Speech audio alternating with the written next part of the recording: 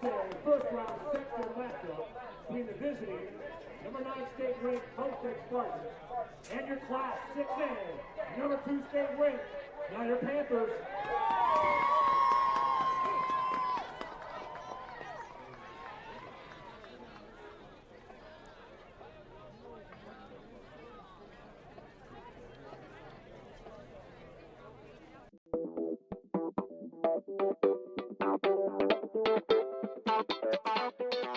Pilates therapy is using the Pilates technique in a therapeutic way. Pilates itself is just using, we would use equipment, Pilates equipment, to work on precise movement patterns in the Pilates method in that rehabilitation process. The benefit of doing Pilates with the therapy, the biggest benefit is to work on smaller muscle groups and precise movement patterns that you're going to get with using the Pilates method. In this method, if you just come in with low back pain, or you have some shoulder pain, or you have some other pains that aren't surgically repaired, the Pilates method is very effective in utilizing those smaller muscle groups that are attached from the core into the shoulders or to the hips to strengthen from the inside out. It very much works posture. In this day and age, posture is a huge thing with people, sitting at desks, keeping the head forward. Anybody can benefit from Pilates. Definitely athletes, performers, dancers, gymnasts, but also people, chronic pain, back pain, shoulder pain, teenagers, even women going through pregnancy or postpartum can also benefit from Pilates. Pilates is for everyone, and including men, especially men. Men get tight as they age, decreasing flexibility in the hamstrings, in their spine. Now you have many professional athletes doing Pilates, LeBron James, Jake Arrieta, Antonio Brown, and they're finding the benefits of getting the elongation of the muscles and the strengthening and the balance and the control that helps them during their sport.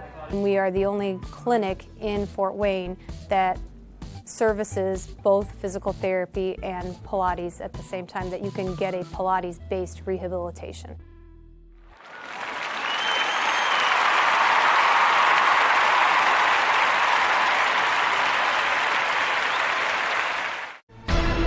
Thank you for supporting Summit City Sports. For the last several years, we've provided the Fort Wayne community and beyond with coverage of a variety of sports, thanks to our title sponsorship from Parkview Sports Medicine. Since we began in 2015, our annual budget has covered the cost of videographers and commentators to over 300 plus games each year. New equipment and maintenance of that equipment, along with increased broadcast rights fees from the IHSAA. This season, we're reaching out to friends, families, and local businesses for additional sponsorships and donations. You can help us grow and get coverage to your favorite team or sport.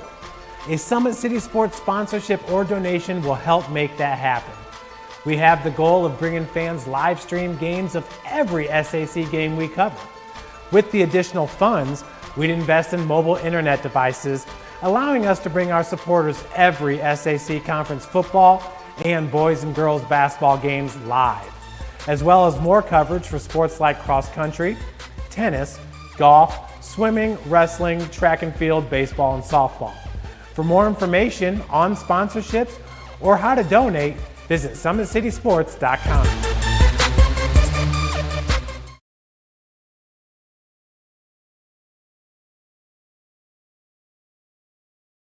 While the expansion of the Sport One Parkview Fieldhouse is enhancing the experience for athletes around the area, Parkview Sports Medicine is doing the same inside of the expansion, introducing the brand new Parkview Ortho Express Clinic, providing immediate access to the entire PSM team for athletes all around the region. We have this team that we can take care of them from the moment they come in, present with their injury, take them all the way through to the point where they're ready to be back to the performance level that they came in pre-injury. We can provide just about anything that any of your walk-in clinics provide, but we definitely focus on musculoskeletal issues. The Ortho Express Clinic meets athletes where they're at and when they're playing. The entire PSM team will be at an athlete's fingertips. Additionally, the clinic houses the region's only DEXA body composition assessment and a sports dietitian who can work with athletes on their dietary needs. Some athletes, it might be a difference in their starting position. They might see a number and say, wow, I had no idea that was my body composition. How can I change this? And sometimes just seeing numbers is more motivating than just talking about, maybe their calorie amount that they're taking in. The advantage to having an Ortho Express clinic is the diversity of the hours. So people who have non-traditional work schedules should be able to get in. I think having athlete access on the athletic trainer side in the trenches, so to speak, and having them be able to get a hold of us or maybe send us a note and saying, hey, this patient's coming in, this is what I'm worried about, and it gives us a heads up. Whether it's the use of treatment tables, the radiology room, cold whirlpool tank, or the traditional exam room, the Ortho Express Clinic gives patients a seamless experience all under one roof. This is the type of facility you see in professional and high-level Division I athletics, where you have everything right in one place. So if an athlete gets hurt playing basketball or volleyball on the other side, within the same facility, they can get their physical therapy or an x-ray if needed, just to rule out a fracture. That's stuff you hear about in the NFL, stuff you hear about at high-level colleges where kids just went downstairs and got an x-ray at halftime. We can actually do that in-house now. So it makes us kind of a state-of-the-art, unique facility.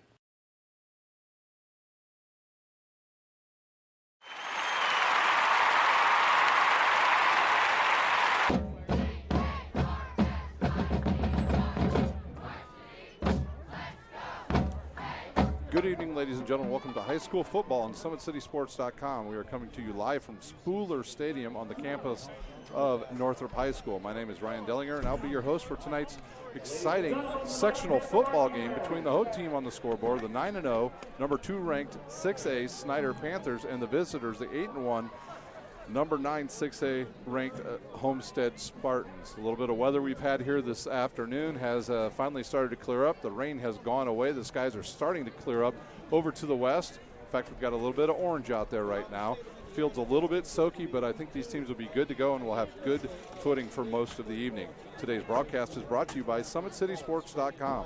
Follow us on Twitter at 260sports, like our Facebook page, Summit City Sports, and be sure to subscribe to our YouTube channel. At Parkview Sports Medicine, it's game on.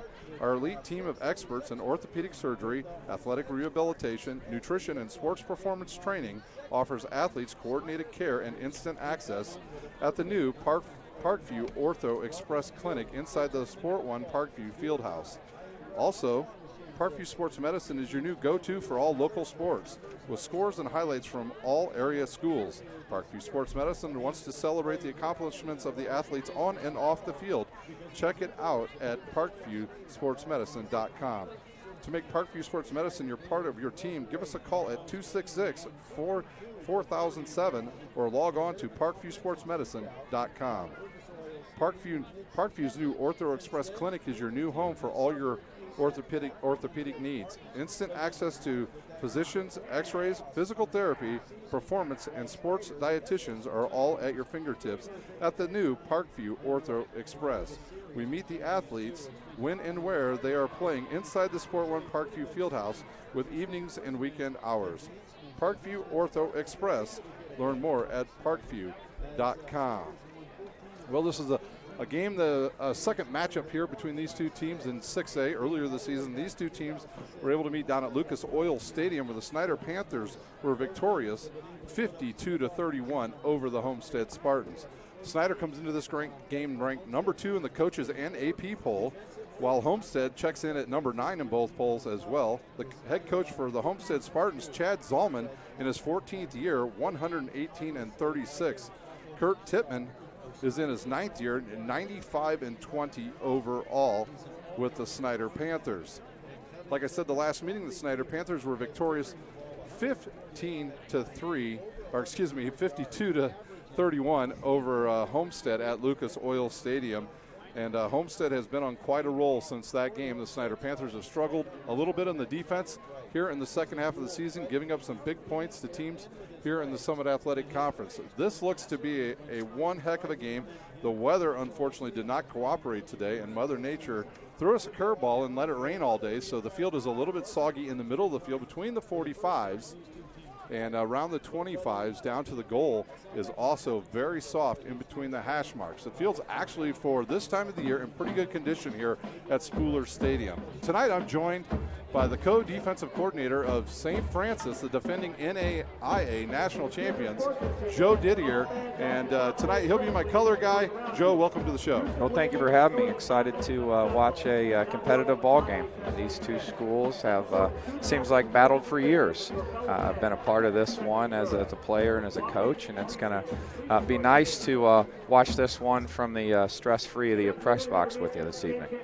Yeah, tomorrow you have a game, so you won't be so stress-free tomorrow. I believe you play Lindenwood. Is that correct? Yes, we do play Lindenwood Belleville. It's a mid-states conference opponent. It's a game that we've got to win if we want to continue to fight for a conference championship and then hopefully look to repeat. Yeah, absolutely. It was so exciting last year watching you guys down in Daytona. I believe it was Daytona, wasn't it? Yeah, it was. Where it was nice and warm, correct? Yes. Unlike here tonight, it was nice and warm in Daytona, where you guys were victorious last year, and that was one heck of a game. I got to watch it on the internet, on my big screen TV, and we're glad to have you tonight. If you want, let's take a look at the starting lineups first for the Homestead Spartans. On offense, they will start at quarterback, Jai Wright, number 18, a senior, 6'1", 190, headed to Northern Illinois. And let me tell you, ladies and gentlemen, he is an absolute unbelievable athlete. Not only can he throw the ball all over the field, he can run. He can, yes. He's great footwork. He has great vision. He reads coverage extremely well. Northern Illinois is getting a special athlete. It'll be very interesting to see tonight how the Snider defense handles keeping him in the pocket, because he's very elusive when he breaks outside the tackles. Yeah, the last meeting between these two teams, they let him get outside the edge, and that's where he did most of his damage against the Panthers. So in the backfield, he'll have Jake Archibald, a sophomore, number 7. He'll have a bunch of really good wide receivers. Grant Raber, Conrad Kazai, Taylor as well. Trevin Taylor, number 89. I know he's a big-time college prospect with his size and his ability to lengthen the field, because he can go down the seams. It'll be very interesting tonight to see how the Snider Panthers handle his size. I believe he comes in at about 6'4". He's a tough matchup for any high school defensive back. It'll be interesting to see the versatility, because all three of those receivers are a little different types of skill sets, whereas Raber and Kazai are intermediate threats with good footwork and kind of your possession type receivers, where Taylor can just flat out stretch the field. He can, and he's really difficult in the slot. Yes, he is. And they like to put him there. They'll also have Cam Shannon, who will play both ways tonight for Homestead. The offensive line will have Porter Hout. He's a very good left tackle. In fact, I spent some time with him and his father in Louisville this past, about 3 weeks ago, when we were both, our kids were on a visit down there. So he's a good left tackle. He'll be joined by Chris Berghoff. Max Rubel will play center. At right guard will be Evan Query. And at right tackle, Matt Jackson. We'll take a quick look at the defense. Update our computer here, and we'll check out the defense. They'll run a 3-4 tonight. They'll have Aaron, oh boy, that's a tough one. Aaron Nidzwicki. Nidzwicki, all right, number 90. Tico Brown, number 59, who will go off to play at Central Michigan next year, who's a very good interior defensive lineman. Layton will be on the defensive line. At linebackers, we'll have Grant Raber, Jack Klein, Nick Martin, who's a young guy, a sophomore. I coached him in baseball. He's tough as nails. Then Cam Rogers finish out the linebackers position. At cornerbacks, it'll be Jeremy Kim and Cam Shannon. And at the strong safety position, Jake Archibald. And at free safety, a freshman, 6'1", 160, Ryan Burton. One heck of an athlete, a big kid. And he has excelled this year on the football field for the Homestead Spartans. I've watched him play a few times, and he surely does not play like a freshman. He's probably the fastest player on their defense, and he definitely hits like an upperclassman. He sure does. His brother's an outstanding track athlete at Homestead as well, on the track team and as well as the cross-country team. So let's take a look at the Snider offense. We've got about a minute to go here before we get started. On offense, we'll start Michael Hoppert, a senior, 6', 180.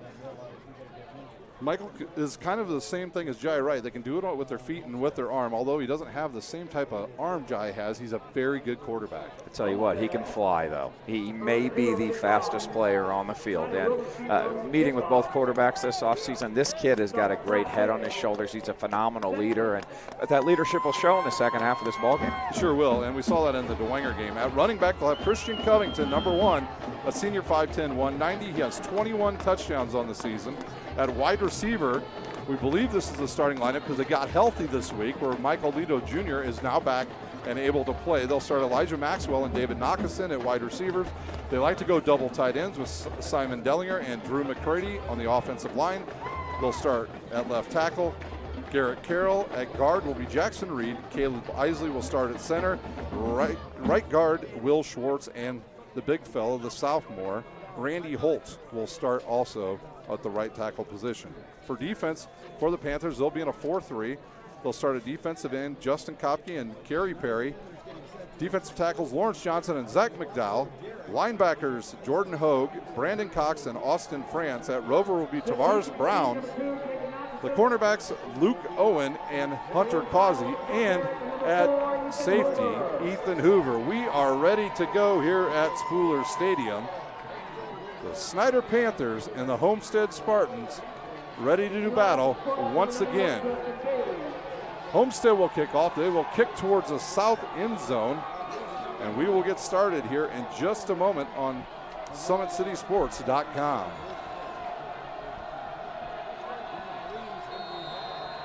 Will footing be an issue? I mean, it is soft out there. Here's the kick. Oh, it is, and it's a little pooch down the right side. Picked up at about the 25, right up the middle. He breaks the tackle. Ethan Hoover up the field, got one guy to beat. He's off to the races. He jumps over one guy, gets a block. He is gone.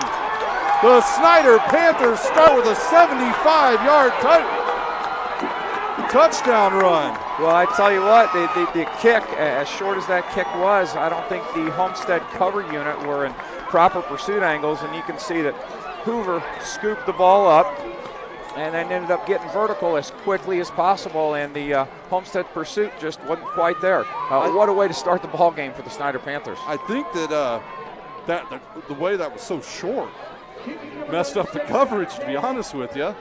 I mean, you play so much on turf, you don't get a lot of grass surfaces anymore. Yeah, and you know, the interesting thing when you talk about the turf, a lot of people think it's the offenses that are affected. The offensive players know where they're going. It's the defensive players that have to stop and react to a ball player that have more difficulties in conditions like this. There's a high snap.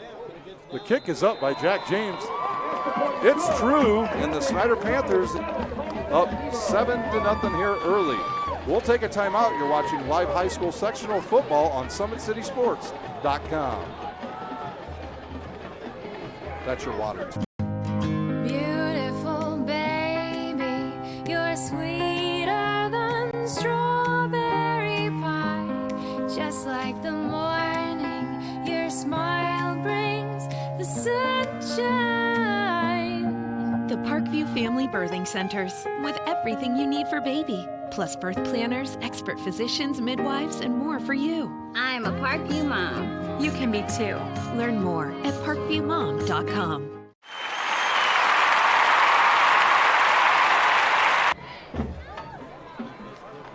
Well, we're just a whole 14 seconds into this game, and Snider leads 7-0 on the kickoff return by Ethan Hoover. That covered 75 yards.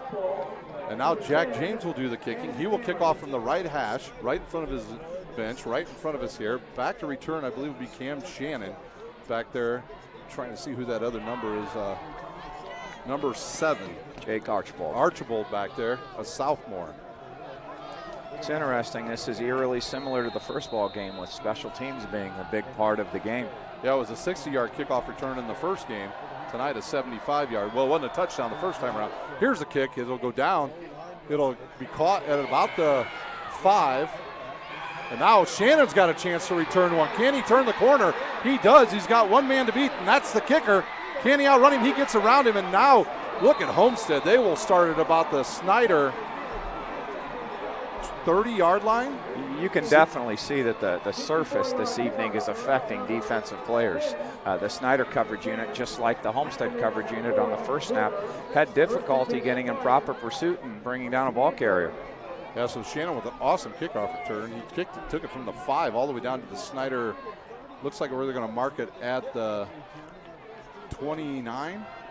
29, yes. So we'll start at the Snider 29 on their first drive. Jai Wright in the backfield. Archibald back there with him. 2 receivers to the near side. 1 receiver, I believe that's Grant Raber up there to the top side. And of course, Trevin Taylor on the end of the line right there is a linebacker's nightmare.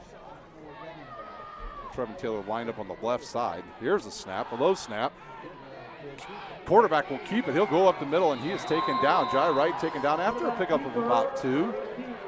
See a lot of this tonight. Homestead seems to like to get Jai Wright involved in the run game with the speed sweep. I saw a lot of that in the first contest down at Lucas Oil. Sure did, and he's just so smart. He reminds me so much of Zach Terrell, a former Homestead quarterback. It's kind of eerie. Has very good command of the offense. They're very, very similar athletes, both coached very well. Homestead's had a tradition of great quarterback play over the past 5 to 10 years. Now Taylor will go over to the right side, and Wright will run that way. He'll stiff arm Justin Kopke, but will be brought down after about 3. A little quarterback ISO there. Trying to use the tailback as an additional blocker. Offensive coordinator for Homestead, Bill Skelton, obviously felt that they had numbers there in the box. And once again, 2 plays in, Jai Wright, 2 carries. Yep, 5 yards. And now we'll see what they'll do with the manageable 3rd and 5. Trip receivers to the near side. They'll have 2 to the top. They spread them out. This is still a running option for Jai Wright. Absolutely is. Very interesting. 2 loaded sets, and now to see empty on 3rd down. Snider just has 2 linebackers in there. Here's a quick drop, throw over the middle. Couple receivers standing right there. And I think it was caught. We'll see who they give that to. Caught by Taylor, but I'm not so certain that the ball wasn't supposed to go to Kazai there. I mean, I really couldn't tell maybe if that ball was deflected and went right to him because 2 receivers running the same route. But it's a first down for Homestead, down to the Snider 14-yard line here with 10 minutes remaining in our first quarter.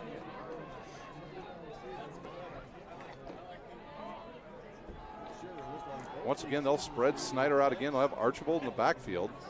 Also, Raber in the backfield as well. He's just off to the left side.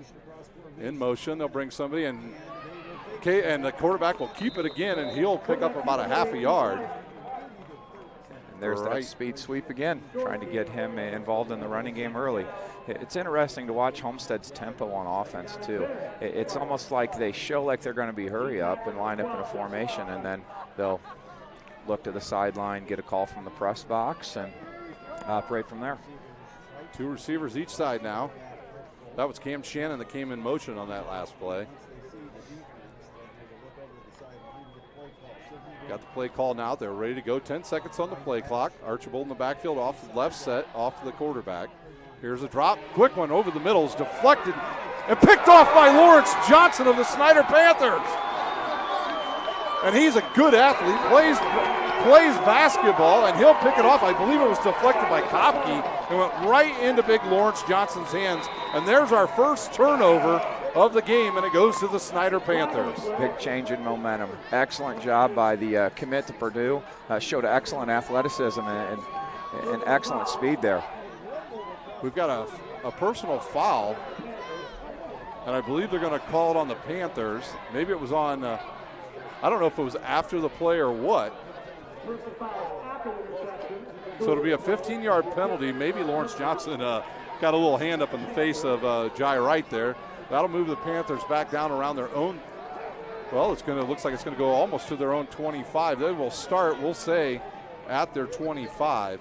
It's a big turnover. It's very interesting when you see a turnover like that, because the defensive players don't practice blocking all week long, and now they're in a situation where they've got to block. They've got to stay off of somebody's back.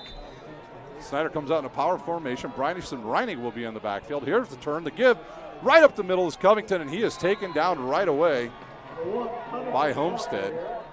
Good tackle there, some good penetration.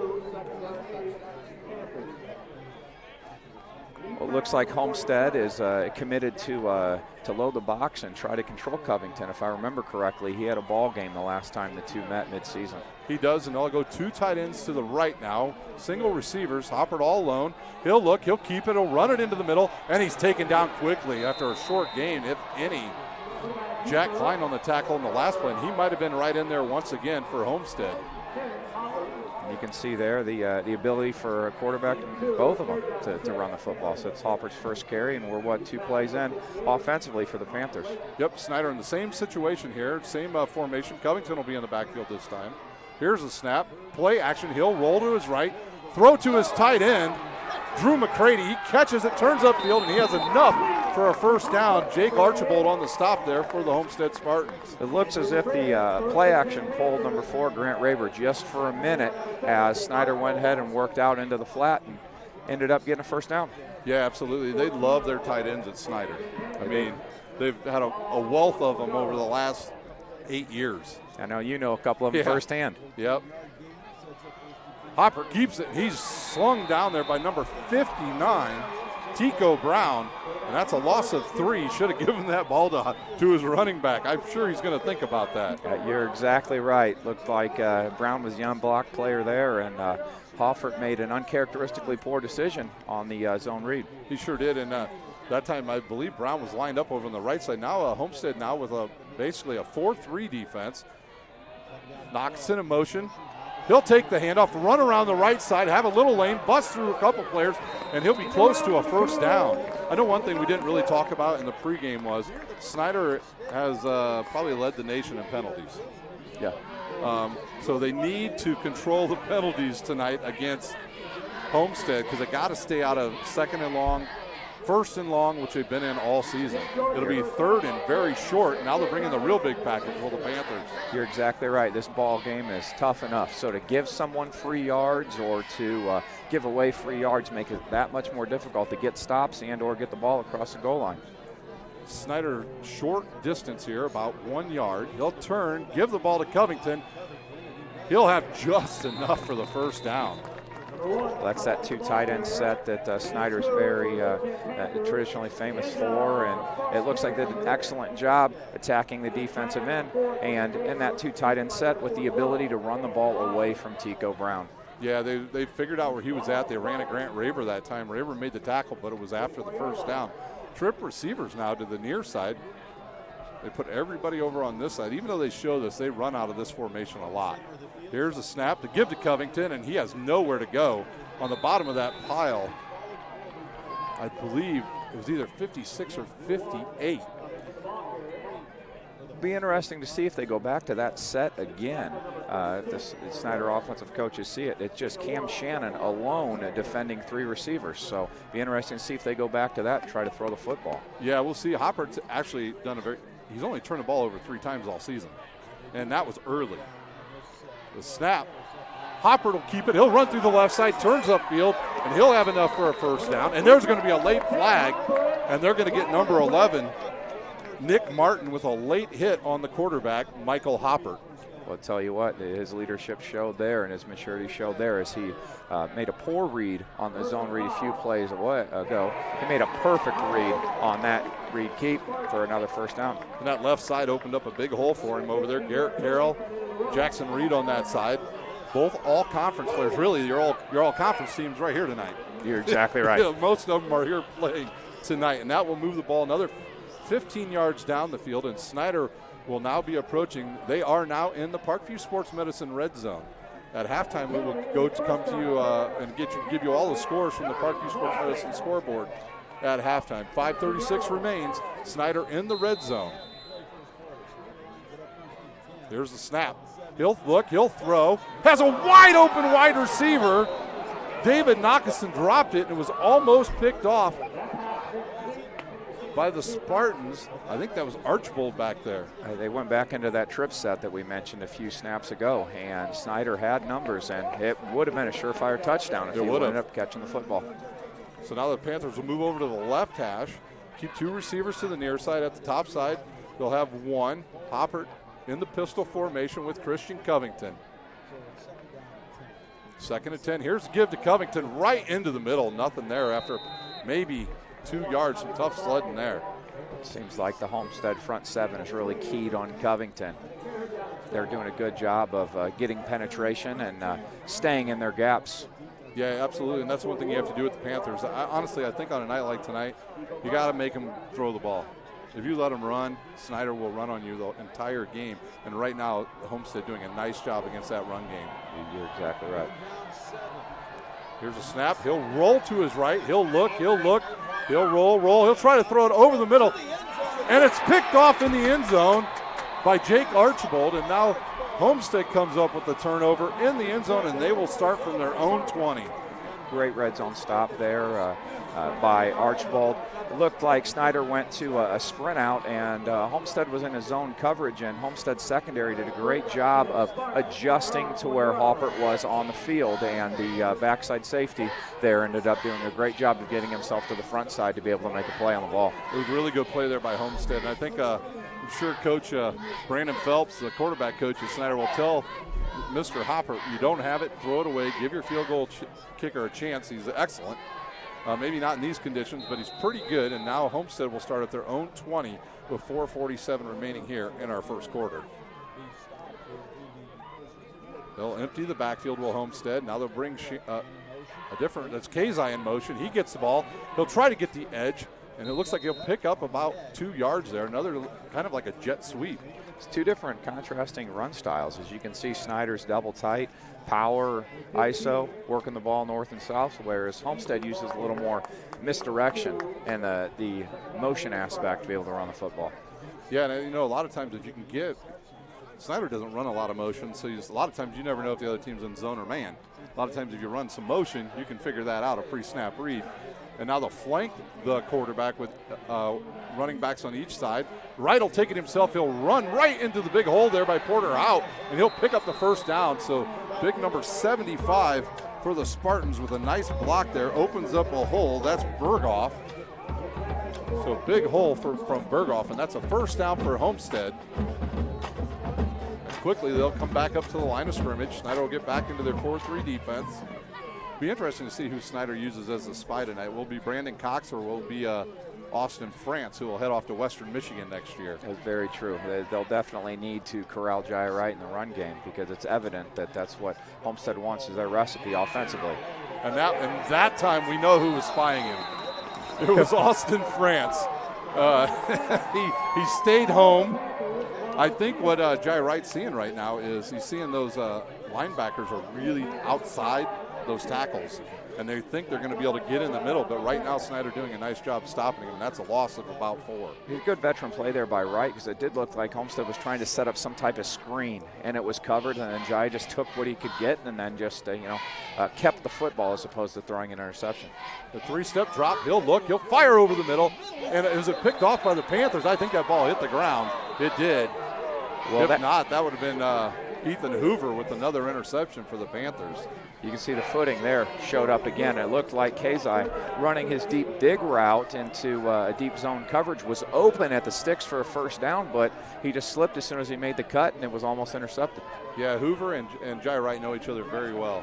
7-on-7 teammates they are, and he's probably seen everything Jai has thrown, and he's seen everything Hoppert's done on defense. And now 2 receivers to each side. Right, 3-step drop, he'll look, he'll fire down the field, have an open receiver. But can he break the tackle? That's the question. He might have enough for a first down. I think he does. Well, what a great individual effort there. There was Trevin contact Taylor made with about 3 yards before the first down marker, and it looks like the officials are going to give it to him. Great effort by Taylor using that length to get past the sticks, and Homestead's drive continues. Yeah, he dragged 2 Panthers down there for the first down. And now Homestead out to their own 44-yard line. So 2 first downs in this drive. The clock ticks down to 2:40 remaining here in our first quarter from the sectional semifinal at Northrop High School.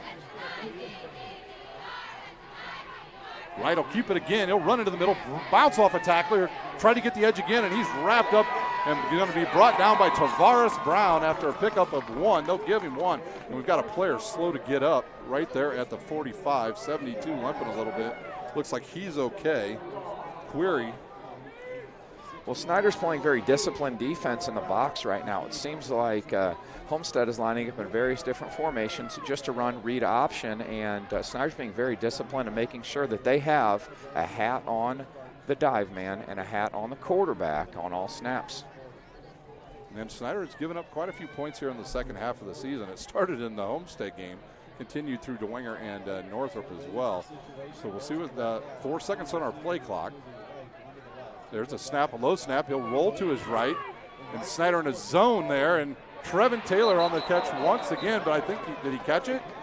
Oh, I think he dropped it. Once again, the weather showed up again in the passing game. Slick football, slick footing, and now we're looking at a 3rd and 10. They picked up their last long one, and that was Tavares Brown on the tackle there to knock the ball away. You know, it's interesting to see if Homestead will get up to the line of scrimmage at some point and snap the ball quick. Very true. Most of the snaps so far have been checked to the sideline, like you'll see right here, which is very interesting because now you have coordinators on both sides of the field trying to jockey to get into perfect position, whether that's an audible offensively or some type of blitz check defensively. 3 receivers to the top side, 2 to the near side. 3-step drop. The rush is on. Can they catch Jai Wright? He's out of the pocket. Can he get past a couple more Snider players? And he'll drag a couple, and he'll be close to the first down. A couple Snider players didn't break down right there. They could have got him in the backfield, and he's very close to the first down. Well, I know that was a designed pass play, at least at what it was called, but in Jai Wright's mind, it was just tuck it and go. And the officials generally don't like to measure in high school football, but they're going to right here. And they should. In a game like this, one play, you don't know what play that's going to be. If it's play number 1 that we just saw earlier with the kickoff return for a touchdown, or if it's play 100 that's going to end up being the difference and decide who's going to be playing next week for a sectional championship. The winner of this to play Carroll and Northrop next week. If Snider wins, they will be here. Either way, whoever wins on the other side, I'm pretty sure of that. That'll be a first down. That looks like the nose of the ball. It's on the other side. It's a first down for Homestead. So a 3rd and 10 picked up by Jai Wright after he saw nothing in the secondary open. He took off up the middle. A couple Panthers missed. I believe Brandon Cox was one of the first ones to meet him there, missed him, but that's a good play for Homestead. They'll keep this drive alive with 1:07 remaining here in our first quarter. Jai Wright, just an outstanding athlete. I love watching him play. Great vision. He seems very calm, too, not very rattled by pressure. Archibald now in the slot there as a wide receiver. Kazai and Shannon right in front of us. That means Raber and his other big guy out there. And there's a good pass to Kazai. He'll catch it and he'll go down quickly. Kazai on the season with 400 yards and a touchdown. He was the main target in the last game against the Snider Panthers at Lucas Oil Stadium, and that's enough for a first down. Conrad Kazai, good player. Older brother Drew was the quarterback, who's now a redshirt freshman at Ohio. Yeah, also Kazai, also a very good baseball player. Definitely. Very fast. You'll have multi-sport athletes all over this field with Hoppert and his excellence in track. Yep. 30 seconds remain here in our first quarter. Archibald in the backfield. Wright will roll to his right. Here's the blitz by Austin France. Can he catch him? They'll drag him down, and they're going to call a horse collar on Austin France. And that'll be a 15-yard penalty after they sacked him for about a 14-yard loss. An avoidable penalty right there. France did an excellent job of sensing the sprint out and attacking the quarterback, and did a very poor job of making contact. He made contact on Jai Wright above the chest. If he would have just wrapped through the thighs, wrapped through the knees, he'd end up with a sack. Now you're looking at a Homestead first down. Yeah. Just the little things that keep a drive going. Not even enough for a first down. Yeah. Because it was so far back. That's true. Like you're saying, a better tackle, and Snider's looking at his 1st and 1 for Homestead. You don't see that too often.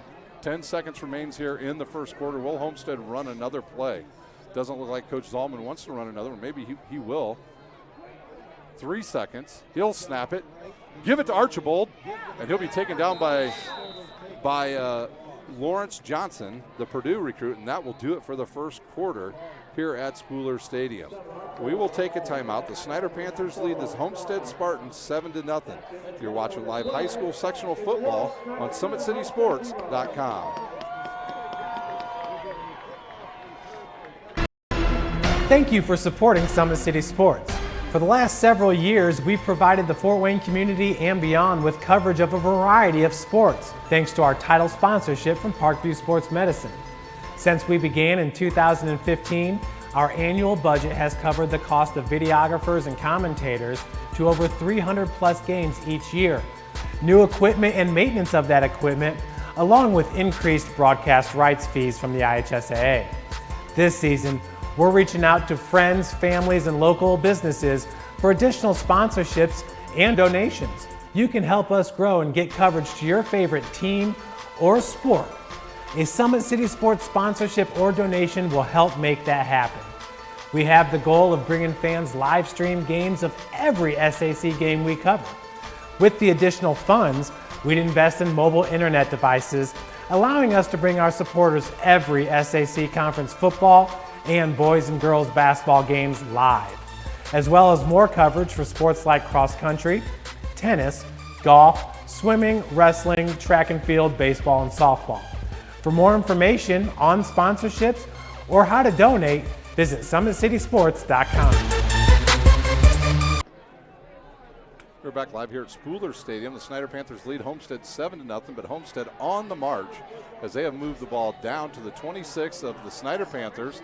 Snider twice has had Homestead third and long in this drive and has allowed Jai Wright to get out of the pocket and pick up positive yards, and Trevin Taylor with a big play. It is 2nd and 1 from the 26. Wright will run it again. He'll have enough for the first down, though. But he's stopped there after about a 2-yard gain. Designed run there for Jai Wright. Looks like we got another lead block from tailback and moved the chains. They got down here before, but unfortunately they threw an interception. See if they, and it was, they were trying to throw that ball right, it looked like to maybe a slant receiver, but the Snider defensive end, Kopke deflected, went right to Lawrence Johnson. Now they have a chance approaching the Parkview Sports Medicine red zone. They'll bring Kazai in motion. He'll try to get to the outside. Not much there, and he's dragged down from behind by Justin Kopke. Kazai's fast. I've seen him on the baseball field. He can flat out run and go get a baseball, but he could not outrun the defensive end, Justin Kopke, that time. Justin Kopke looked very fast there. And correct me if I'm wrong, he was a quarterback younger in his career for the Panthers. Sure was. Had some injuries and is now finishing his career with the Panthers on a high note as a starting defensive end. Did an excellent job of staying at home there. It's that same option sweep series that we've seen much of the ball game. They've got a running back in the backfield. That's Archibald. Here's the snap. He looks over the middle, throws, deflected again, picked off by the Panthers again. And I think it was Tavares Brown this time.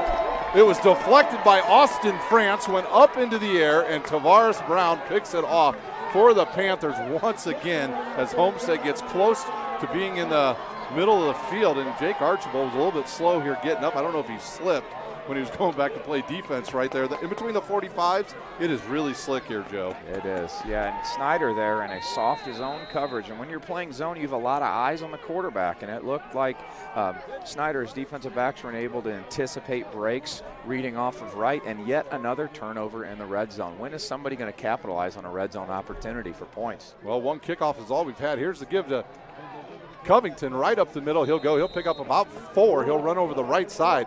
A little pushing and shoving going on there at the end between Randy Holtz, the sophomore, 6'5", 275 pounds. He is a special player. Went and saw the Panthers practice last week, and Coach Ike had mentioned that he has the potential to maybe be the best. And talk about all the linemen that the Panthers have had throughout the years, and to put him in that category as a young sophomore is special. And there was Covington, made it through the right side, busted out of one tackle and picks up about 16 yards for a first down for the Panthers. As the Panthers had the fullback in there again, that's Bryson Reining. Bryson Reining is the strongest dude on the team. He's a weightlifting fiend. He loves to weightlift, and he does a nice job as their fullback. And he was injured early in the season. Nice to see him playing now. And there we go. I think the fans talked the official into the flag. What do you think, They beat him to it there. Yep. But the fans were right. The officials right. Homestead jumped into the neutral zone. And another free 5 yards. And you mentioned it earlier, penalties. You mentioned it on the Panthers end of things, but Homestead as well. Giving an offense 3 yards makes it so much more difficult to play defense in a ball game like this. And you see about 7 guys within 3 yards of the line of scrimmage that time for Homestead. They'll stack it up. And I'm not sure he'll pick up much on that. Maybe about a yard, maybe 2. It'll be 2nd down and 3 for the Panthers as they try to go over the right side once again. And you talked about Randy Holtz. I heard 2 weeks ago when we did the the Lures game, one of the broadcasters for another group said he probably has his own zip code out there. He's that so big. He's a big kid. Yes. Heck of a basketball player, too. Here's a snap. He'll roll, he'll look for Dellinger. He'll catch it on the outside. That's McCready again. McCready catches it, and he'll have enough for a first down. The tight ends for Snider, Drew McCready in the first half has been one of the main targets on those shorter passes. I think are a lot more safe with the weather conditions tonight. They are, and that play action, again, Homestead's had difficulty with their outside backers of reading the play action and working the tight end out into the flat right behind the outside backer. So now they'll go double tight ends. Will Snider to the left side. 2 receivers to the top side. Here's a snap. The give to Covington right up the middle. He'll break through and he'll be gone for a touchdown. 27 yards for Christian Covington.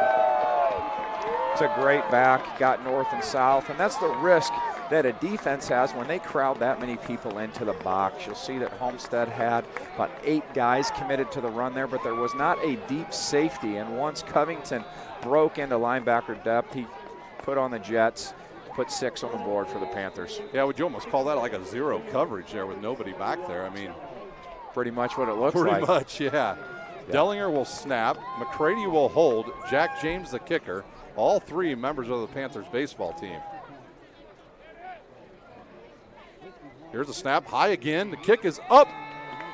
And it is good. So the Panthers go 72 yards, and they take the lead 14-7 with 8:56 remaining here in our first half. We'll take a timeout. You're watching live high school football on SummitCitySports.com. How do you design one of the most advanced ERs in the country? At Parkview, we did it by focusing all our attention on you, the patient, by involving doctors and nurses in the design process, by creating quieter, more private spaces, and by leading the region in heart, stroke, and trauma care. This is not your typical emergency room. It's Parkview. In an emergency, isn't this where you'd rather be? Parkview, your partner in health.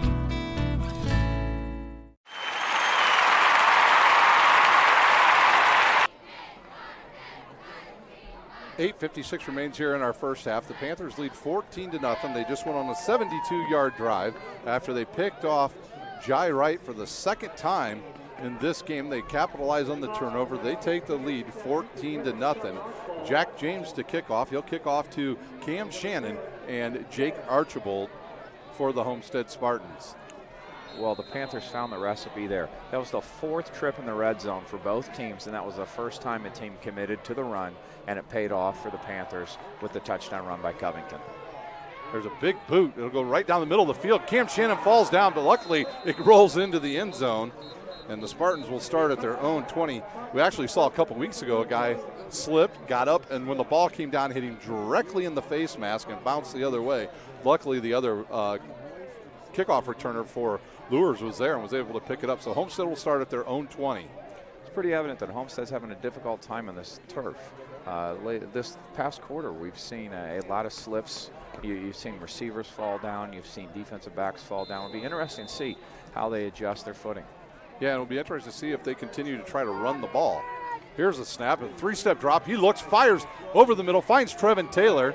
He'll pick up about 8 yards on the play, almost 9. I mean, if you're Snider, you have to know where Trevin Taylor's at every single play. Absolutely. It's almost like you got to have one eye on Jai Wright and one eye on Trevin Taylor. And that's a pickup of 8. It'll be 2nd down and 2 from the 28. Archibald will be in the backfield with Jai Wright. Here's a snap. Oh, he drops the ball. He'll pick it up, and then right there is Lawrence Johnson to take him down for a loss of about a half a yard. So it'll be 3rd, and we'll keep it at about 3. That ball just looked like it just went almost right through his hands. Did it on a low snap? It looked like there was some miscommunication as well. Snider was late to line up, and it seemed like Homestead tried to go to the quick snap, and Jai Wright wasn't quite ready for the football.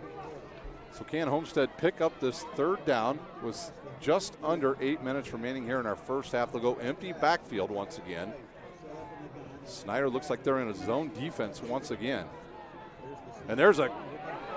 Can they finally catch up to the Jai Wright? I look like Lawrence Johnson in there right away. that slowed up Jai Wright, and the rest of the Snider Panthers defense comes in and takes him down for a 3-yard loss, and Homestead will have to punt.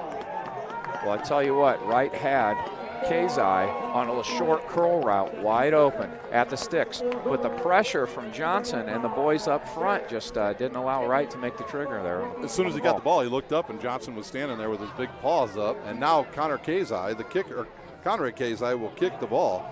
A junior, has a 52-yard long this year. The wind blowing towards the north, and these snaps were issued down at Lucas Oil. There's a high snap. He goes up, he catches it. He's going to look to run. He'll run to the right side. Can he pick up enough for the first down? And we'll see. It doesn't look like he did. Did he get to the 30? If he didn't, Snider will have the ball at the Homestead 29. Snider ball at the 29 as Homestead gambles and takes off with it. Does Kazai. He doesn't have enough for the first down. And the Snider Panthers will start in great field position at the Homestead 29-yard line with 6:54 remaining in our first half. Just a little too aggressive there on that fourth down. It looked like a rugby-style punt where you see this a lot where the punter will sprint out to his right to get away from the rush. In that instance, the punter thought that he had enough room to turn that into a fake. It'd be interesting to hear if that was a called fake or if the punter just saw that post-snap and took off and tried to get the first down. Yeah, good question. Hopper now in the backfield with Covington. Here's the give. No, he'll keep it. He'll look. Now he'll take off. He'll run it towards the middle, try to get to the outside, but Nick Martin will not let him get too far. He'll pick up about 2 on the play. He was looking for his tight ends down the seams, both of them running right down the middle of the field. Couldn't find either one. Wisely takes off with it. I think he learned his lesson from his interception earlier in the game. Yes, he did. That was play action, and they were going vertical to the end zone. Homestead did a great job of reading the play act, and Hoppert made an even better decision tucking and running with that one. So Hopper going with a hard count. He almost got Homestead to jump again. Here's a snap. They'll give it to Covington. He'll try to get to the right side. Ooh, there's a nice block by the Panthers, but he doesn't. I think he lost yards on that play. Great pursuit there by Homestead. What's that look like? Number 7, Archibald, doing a great job of tracking the ball carrier from their safety position. He's right now playing safety like a linebacker, being that 8th guy in the box, and it seems like Homestead's committed to making sure that Covington doesn't rumble off the yards he did in their last contest. So we got whistles on the field. Officials timeout. I don't know if there's an injured Panther or was it might have just been a helmet issue. They had to get somebody snapped up. Yeah, it was. I believe Grant Raber couldn't get his helmet snapped up, so the official helped him out, and we're ready to go again. 6:18 remaining here in our first half. It'll be 3rd and 8 for the Panthers at the 26 of Homestead.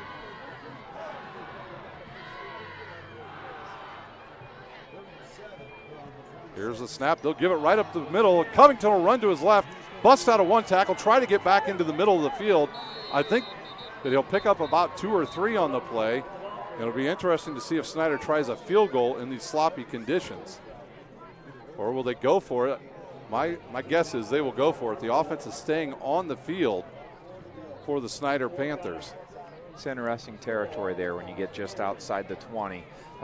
Just a little bit too far to be able to pull the trigger with Jack James in a field goal. And the way that Covington started to run the football in the past few possessions, don't be surprised here if we see either that or one of those play actions that Homestead's had a difficult time defending to the flat. We've got a timeout on the field. Coach Shipman takes a timeout for the Panthers. They lead 14-0. We'll take a timeout. You're watching a special presentation of sectional football on SummitCitySports.com. Beautiful baby, you're sweeter than strawberry pie.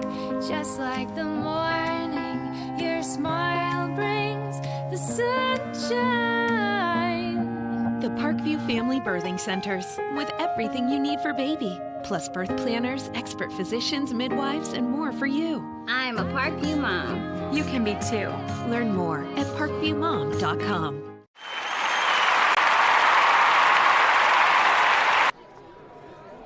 Fourth and 5 from the no, they're going to line up for a field goal, are the Panthers. They run out Jack James. So this will be a 40-yard field goal as the official now comes in and stops everybody. And now he's talking to I'm not sure who he's talking to. Oh, they're waiting for an official to get down under the goalposts. And no one, not even the officials, were anticipating a field goal there. So this will be a 40-yard attempt from the 23. So it'll be a 40-yarder. Jack James with a 51-yarder on the season. They'll need a good snap here if they're going to have any chance of getting this ball through the uprights. The high snap, they get it down. The boot is up. Boy, that's got some big-time leg. And it will sail through the uprights. A 40-yard field goal by Jack James gives Snider a 17-0 lead with 5:30 remaining here in our first half. Well, it may not go noticed by many, but number 88, Andrew McCready, what a hold there. The snap was high. He did an excellent job of getting the ball down with just enough time for James to stay in his routine and make solid contact on the kick there. Yeah, McCready, the tight end that's been catching all the passes thus far. So we've seen him with good hands. He's taken 3 high snaps and gotten them all down during kicks. And the Panthers have been able to convert. So that's another score off a turnover, basically, for the Snider Panthers. It is. Turnovers definitely have been the theme of this ball game. We've had, 3 interceptions in this ball game, and we're yet to halftime, which is surprising because you have 2 seasoned quarterbacks. Yes. You have 2 seasoned offenses, but that just speaks to the depth of both teams and the depth of both staffs. I mean, Snider and Homestead's defensive staffs and offensive staffs, for that matter, phenomenal people. Both been under their respective head coaches for a long time. Be interesting to see now what type of adjustments are made, and as the clock looks like it went out there for a second. It sure did. Now it's back up. Here's the kick. Big kick down the right side. Cam Shannon will get it inside his 5, slips a little bit.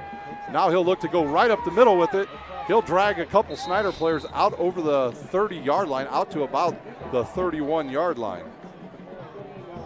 This is really a big drive for Homestead right here, to be honest with you, Joe, because if they can get some points here, take a little time off the clock, they get the ball to start the second half. Yes, they very easily could turn this into a 1-score game with 2 solid possessions. But Homestead's going to have to have someone else step up offensively, because right now Snider's pretty tuned in on Jaya Wright in the run game and Trevin Taylor in the pass game. And once again, no one to throw to. He'll try to go back into the middle. He's corralled by Brandon Cox, second-team All-SAC player, led the team in tackles this year for the Panthers. And that's close to another. We'll see, give him about a yard on the play. Snider with some good coverage on the backside. You know, Snider playing a lot of zone coverage, and what that's allowed them to do is put 7 eyes on Jaya Wright and be able to see when he tucks and turns that into being a running back. Wright all alone in the backfield. This is the difference between game 1 and game 2. Snider was not able to get any pressure on him in game 1. Tonight, they've started to. Done an excellent job of learning from the first film and being able to harass Wright a little bit in the pocket. He looks right down the middle of the field, almost picked off by Snider's Luke Owens, but he's going to get called for a pass interference. Yeah, I think he did get there a tad bit early. He did get there a tad bit early, and you know, the Spartans there, I actually think Kazai was supposed to run a deeper post, and he snapped off that route just a little too soon. Lucked out, he snapped off that route right into the safety who made contact. It's the correct call. Yeah, pick up.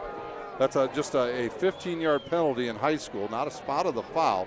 So now Homestead up to midfield. They got to wait for the chain gang to catch up. 4:36 remains here, and now Homestead strictly looking to pass the ball down the field.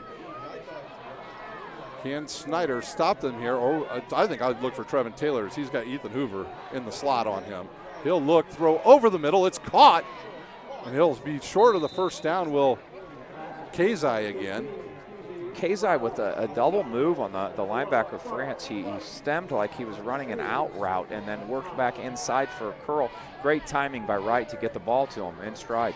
And now Homestead quickly up to the line. Will they snap it? No, they don't. They'll look over, get the play from the sideline. Archibald, Raber, and Trevin Taylor here on the near side. Up the top is Kazai, and I believe that's Cam Shannon. In the backfield, all alone is the quarterback, Jai Wright. Here's a snap right to him. Quick throw to the left. He's got Shannon there for the first down.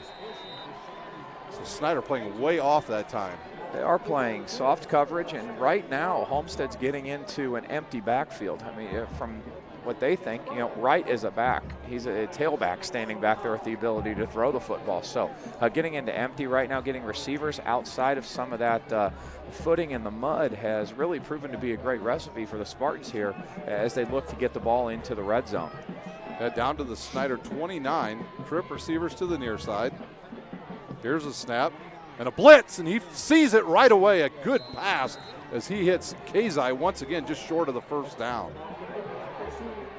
And there's another penalty flag, and there's a call on the, I believe it was on the Snider Panthers player. Yeah, it does. It looks like Hunter Causey, number 21, the actual former Spartan there, and the two previous teammates. I'm sure that there were probably not some choice words said on either side, and unfortunately the one that retaliated was the one that ended up getting flagged for the play. Always happens. It happens every single time in any level of football. The second guy is always busted. And I believe Mr. Causey is going to get to come and talk to his defensive coordinator, Coach Fales. And now Homestead down to the 11 of the Snider Panthers. Once again, inside the Parkview Sports Medicine red zone are the Spartans. Can they capitalize this time? Their last two times down here, they got nothing. It'll be interesting to see if they stick with the empty passing threat with the risk of throwing yet another interception in the red zone, or if they keep the ball in Jai Wright's hands and allow him to run the football. Here's Kazai in motion. He'll try to run to the right side. He'll be dragged down from behind by Justin Kopke again. Same play, same result for Homestead on that play. Deja vu as the previous possession. Kopke did an excellent job. He's the read player there. Homestead's looking at how he adjusts to motion. If he sits on the quarterback, then the quarterback is going to give, or if he takes that jet sweep, then the quarterback's going to keep it. And Kopke is playing that play to perfection. Clock ticks down to 2:35. Hunter Causey got a few words said to him, and now he's back on the field. We'll see how the veteran responds. He's a senior. There's a low snap, good catch. He'll look, he'll try to get to the outside. He slips and falls down. He had a lane out there. Kopke was there again to try to get him, but Jai Wright slips right there about the 25. I walked the field before the game, Joe. Right there, there's water. Wow. Yeah, I walked out there. Now this end of the field, the south end was pretty good. Middle of the field, not so good. Now a very long 3rd and 23. It's interesting because from our vantage point, it looked green in that area. It does. See him slip closer to the sideline. What will Homestead come up with a play here? Trevin Taylor's the guy I would look for. He's got single coverage down here on the near side.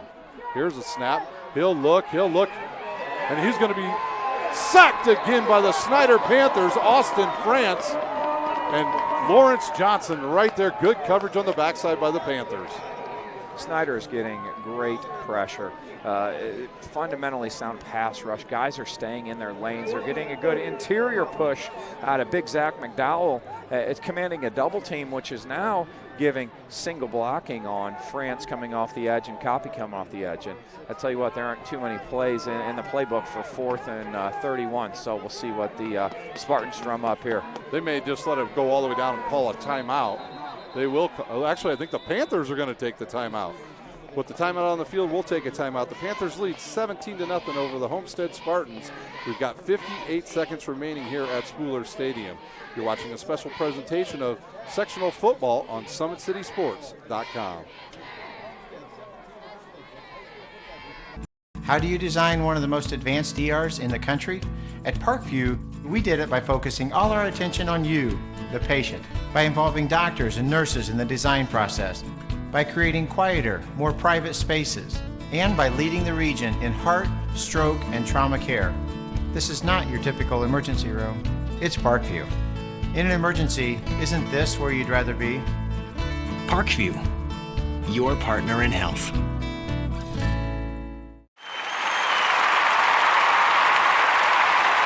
Covered at some point in time in the week on how to handle a Hail Mary situation. And so we're back here live at Spooler Stadium, 58 seconds remaining, 4th and 31. Do you have a playbook at St. Francis for this? Say a prayer. Is it called call Sister Elise over at the sister house, and she'll send a prayer for us. The rush. Here comes the rush. He'll throw it deep downfield. He'll overthrow everybody. He'll go out of the back of the end zone. As Zach McDowell got in there on the pressure for the Panthers, and they hold the Spartans once again, and the Panthers will start at their own 31-yard line with just 52 seconds. I don't think Coach Tippmann's going to be really aggressive here with the field conditions. And if it's always the first play. If the first play you pick up big yards, you're probably going for it here, and you're moving pretty quick. But I think Snider will be kind of cautious here as they'll bring in Anias Lockett. He'll be in the backfield, and now they'll go with 3 receivers, 1 to the near side, Nakasin and Lito up on the top side. Here's the snap, and this is a design draw, and Hopper gets out of 1 tackle. He'll stay on the right side. Can he get enough for a first down? He's still good, and he'll pick up the first down out to the 44-yard line of the Panthers. So a 13-yard pickup by Michael Hopper, and Snider moving now with 43 seconds to go. They have 1 timeout remaining here in the first half. Well, that first play set them up now. It looks like they're going into hurry-up mode. They'll throw it quickly to the outside, and now Michael Lito will run it back into the middle of the field, and he'll be close to a first. He gets a push by a couple linemen and throws him forward for another Snider first down. Well, that was big by Lito to go ahead and get a first down, to go ahead and stop the clock and allow Hopper to align the boys for the next snap. Boy, that clock got started quick. Those chain guys got ready and hurry. Over the middle, he'll find David Nakasin for the first down. Will Hopper, Nakasin right there on that play. Attacking the soft zone coverage, attacking the area behind the linebackers. I believe that route got in behind Rogers and just in front of the safeties, as now Snider seemed to be moving. Well, interesting to see what they're going to do here, because the official whistled everything dead, and now they're going to wind the clock. So Snider's got to go. I don't think Michael Hopper realized they started the clock. And that's what Coach Tippmann's saying. The official blew the whistle to stop everything, and they had spiked the ball. He wants the time back. I mean, it's one or the other, and he'll take the timeout, and he is really giving it to that official right next to him. Precious seconds right there. I mean, it's 6 seconds off the clock. I mean, you're missing yourself a play that's going to be very crucial in these next 14 seconds. Yeah, if you're Snider, what would you run here with this kind of time and distance? 30 yards. If they don't get anything, they're going to try a 48-yarder to go into halftime. But they seem to have had success. It seemed to have success with the tight end working the ball towards the sideline. So you're either going to get an incomplete pass and the clock's going to stop, or you may get a receiver in stride that can either work upfield or work himself out of bounds and get them into solid field position. Wouldn't be surprised if we see that play action boot that we've seen earlier. Yeah, and interesting, the play by Michael Lito Jr. A lot of coaches probably would have preferred him to go to the outside, but by him going inside, he picked up a nice first down for the Panthers. He did an excellent job of reading his blockers. He had a big offensive tackle working himself out. He'll look, fire over the middle. He's got Lito right in the middle of the field. He'll get through 1 tackle. Does he have enough to get to the end zone? Touchdown, Snider Panthers. 30-yard touchdown pass from Hopper to Lito. A couple of great individual plays there, route running there with Lito. Running a precise dig inside the safety and then being able to get vertical, get yards after catch, get the thing across the goal line. And he set up that situation with an excellent yards after catch on the perimeter screen that we saw on 2nd down. Lito, fresh off an injury. He's been out for 3 weeks. A bad knee injury he suffered. Here's a snap. Good snap, good hold. The kick is up, it's good. And the Panthers lead 24-0 with just 6 seconds remaining in our first half. We will take a timeout. We will come back with live action from Spooler Stadium on SummitCitySports.com. Thank you for supporting Summit City Sports. For the last several years, we've provided the Fort Wayne community and beyond with coverage of a variety of sports, thanks to our title sponsorship from Parkview Sports Medicine. Since we began in 2015, our annual budget has covered the cost of videographers and commentators to over 300 plus games each year. New equipment and maintenance of that equipment, along with increased broadcast rights fees from the IHSAA. This season, we're reaching out to friends, families, and local businesses for additional sponsorships and donations. You can help us grow and get coverage to your favorite team or sport. A Summit City Sports sponsorship or donation will 6 seconds remain here in our first half. The Panthers will kick off to the Homestead Spartans. They lead 24-0 after the 30-yard touchdown pass from Michael Hoppert to Michael Lito Jr. I'll tell you, you mentioned earlier that Lito had been out the past couple weeks with an injury. Fresh legs. Fresh legs coming in playoff time when everybody else has had 10 games under their belt. Here's a little kick right down the middle of the field. It'll bounce and be caught by Kazai. He'll come back around to the right side. Can he get the edge? He will not. He'll be driven out of bounds, and that'll... Surprised we didn't get a penalty there, and the clock gets down to 0. We are at halftime at Spooler Stadium. The Snider Panthers in charge 24-0 over the Homestead Spartans. We'll take about a 6-minute timeout. We'll come back and we will have scores from around the area for you on the Parkview Sports Medicine scoreboard. You're watching live high school sectional football on SummitCitySports.com.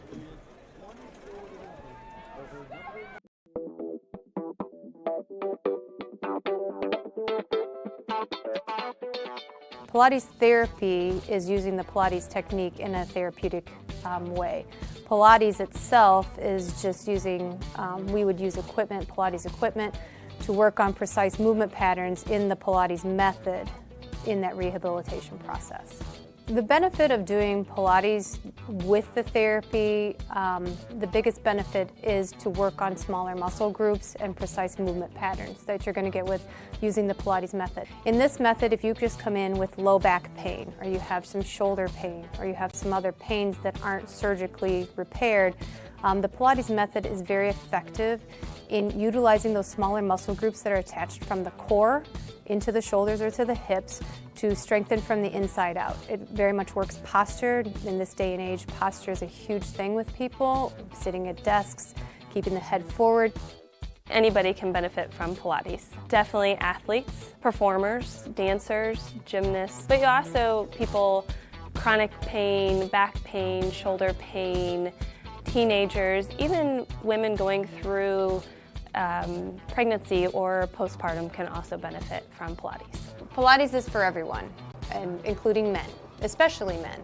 Men get tight as they age, decrease in flexibility in the hamstrings, in their spine. Now you have many professional athletes doing Pilates, LeBron James, Jake Arrieta, Antonio Brown, and they're finding the benefits of getting the elongation of the muscles and the strengthening and the balance and the control that helps them during their sport.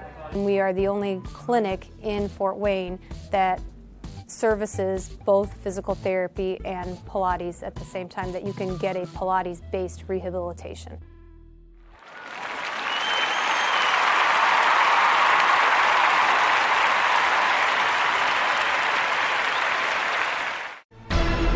Thank you for supporting Summit City Sports. For the last several years, we've provided the Fort Wayne community and beyond with coverage of a variety of sports, thanks to our title sponsorship from Parkview Sports Medicine. Since we began in 2015, our annual budget has covered the cost of videographers and commentators to over 300 plus games each year.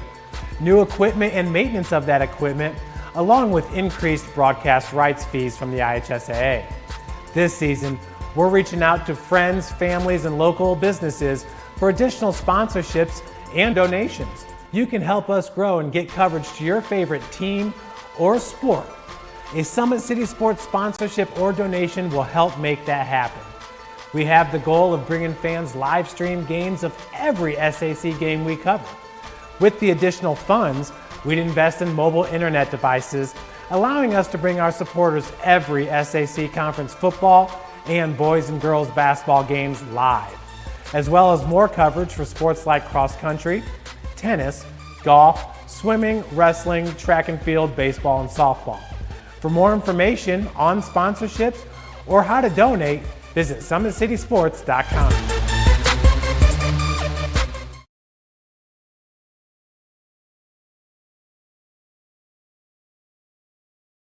While the expansion of the Sport One Parkview Fieldhouse is enhancing the experience for athletes around the area, Parkview Sports Medicine is doing the same inside of the expansion, introducing the brand new Parkview Ortho Express Clinic, providing immediate access to the entire PSM team for athletes all around the region.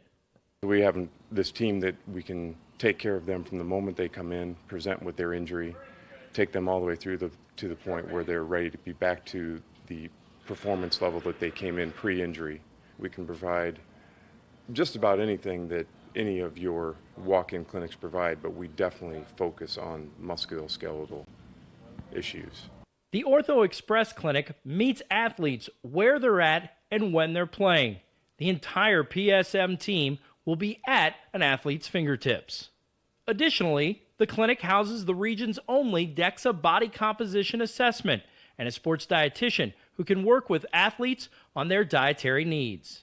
Some athletes, it might be a difference in their starting position. You know, they might see a number and say, wow, you know, I had no idea that was my body composition. How can I change this? And sometimes just seeing numbers is more motivating than just talking about, you know, maybe their calorie amount that they're taking in. The advantage to having an Ortho Express clinic is the diversity of the hours. So people who have non-traditional work schedules should be able to get in. I think having athlete access on the athletic trainer side in the trenches, so to speak, and having them be able to get a hold of us or maybe send us a note and saying, hey, this patient's coming in, this is what I'm worried about, and it gives us a heads up. Whether it's the use of treatment tables, the radiology room, cold whirlpool tank, or the traditional exam room, the Ortho Express Clinic gives patients a seamless experience all under one roof.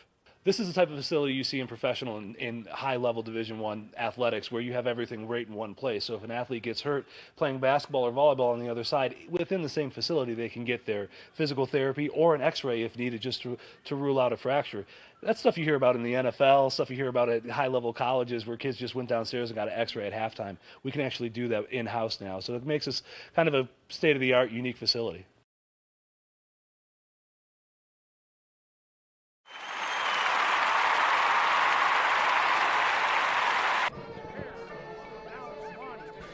We are back here at Spooler Stadium on the campus of Northrop High School. The Snider Panthers lead at halftime 24-0 over the Homestead Spartans.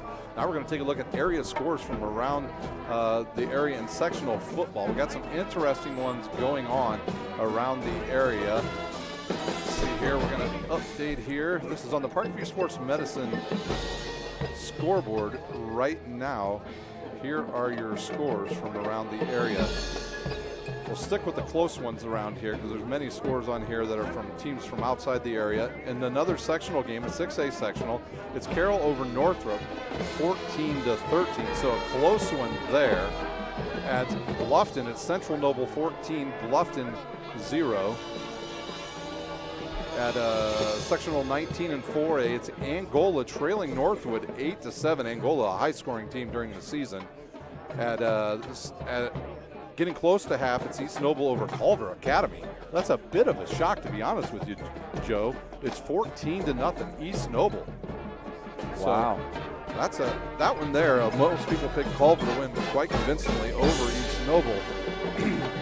Knights are playing good ball. Andrew McCormick, their star quarterback, and Coach Amstutz must have those guys clicking on all cylinders. Sure does. And another score, another one from the SAC team is Wayne trailing Jay County in the second quarter, 6-0. I'm getting an update here as we talk. It is 7-3 New Haven at halftime over the Bishop Dwenger Saints. So I'm being told, and I'm just being told this by some other people, that right now New Haven is running the ball straight down Dwenger's throat. That's unusual. Oh, definitely unusual. Dwenger traditionally very, very strong at stopping the run. I believe they're one of the top teams in the SAC in terms of points allowed per game, and you bet that Coach Schwarzkopf and the boys aren't happy with that, and they'll probably look to rectify that as they get farther into that contest against Coach Rowland and the New Haven Bulldogs. So can Dwenger come back and take it to New Haven in the second half? We'll see. Also in 2A, sectional 34, In the second quarter, it's Woodland in a low-scoring game, 6-0 over Wabash. More scores from the 3A sectionals. It's Concordia all over Lakeland, 25-0 at halftime. Bishop Luers leads Norwell 6-0. At halftime, this just updated. It's Adams Central over Cherubusco, 10-7, and Eastside they are playing at Southwood. They lead 14-6 in the second quarter. Those last two scores were games in the 1A sectional. So those are some of your scores from around the area. We will update you in the second half as we get those in, and probably around the fourth quarter we'll have them for you once again. Once again, today's broadcast is brought to you by SummitCitySports.com. Follow us on Twitter at 260sports. Like our Facebook page, Summit City Sports, and be sure to subscribe to our YouTube channel. And for all of those watching and listening tonight, please tweet to us at 260sports. Let us know where you're watching from tonight. During the year, we've had people from as far away as New Zealand and Australia, although our Australian person is now back here in the States. And my son is back here, and so now he is watching the games live and in person here at Spooler Stadium tonight. We've also had people in the United States from Georgia, Florida, and as far away as California. So we'd love to hear from you. Tweet to us at 260sports or at me, Rhino71, RHININOO71 on Twitter. Let us know where you're watching, and we'd love to hear from you tonight here on Summit City Sports. We'll take a quick timeout. When we come back, we'll recap the scoring here in the first half. You're watching live high school football on SummitCitySports.com.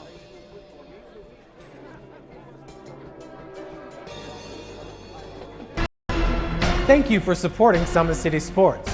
For the last several years, we've provided the Fort Wayne community and beyond with coverage of a variety of sports, thanks to our title sponsorship from Parkview Sports Medicine. Since we began in 2015, our annual budget has covered the cost of videographers and commentators to over 300 plus games each year. New equipment and maintenance of that equipment, along with increased broadcast rights fees from the IHSAA. This season, we're reaching out to friends, families, and local businesses for additional sponsorships and donations. You can help us grow and get coverage to your favorite team or sport.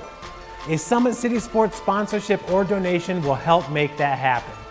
We have the goal of bringing fans live stream games of every SAC game we cover. With the additional funds, we'd invest in mobile internet devices, allowing us to bring our supporters every SAC conference football and boys and girls basketball games live, as well as more coverage for sports like cross country, tennis, golf, swimming, wrestling, track and field, baseball, and softball. For more information on sponsorships or how to donate, visit SummitCitySports.com. The Snider Panthers marching band plays right in front of us here at halftime with about 4 minutes remaining here at half. Here is your scoring in the first half. It was Snider, obviously 24-0 here. It was at the 11:46 mark. The first play of the game on the kickoff, Ethan Hoover returned it 75 yards for the Snider Panther. And that gave him the early lead, 6-0. The extra point was good, 7-0 the Panthers at that point.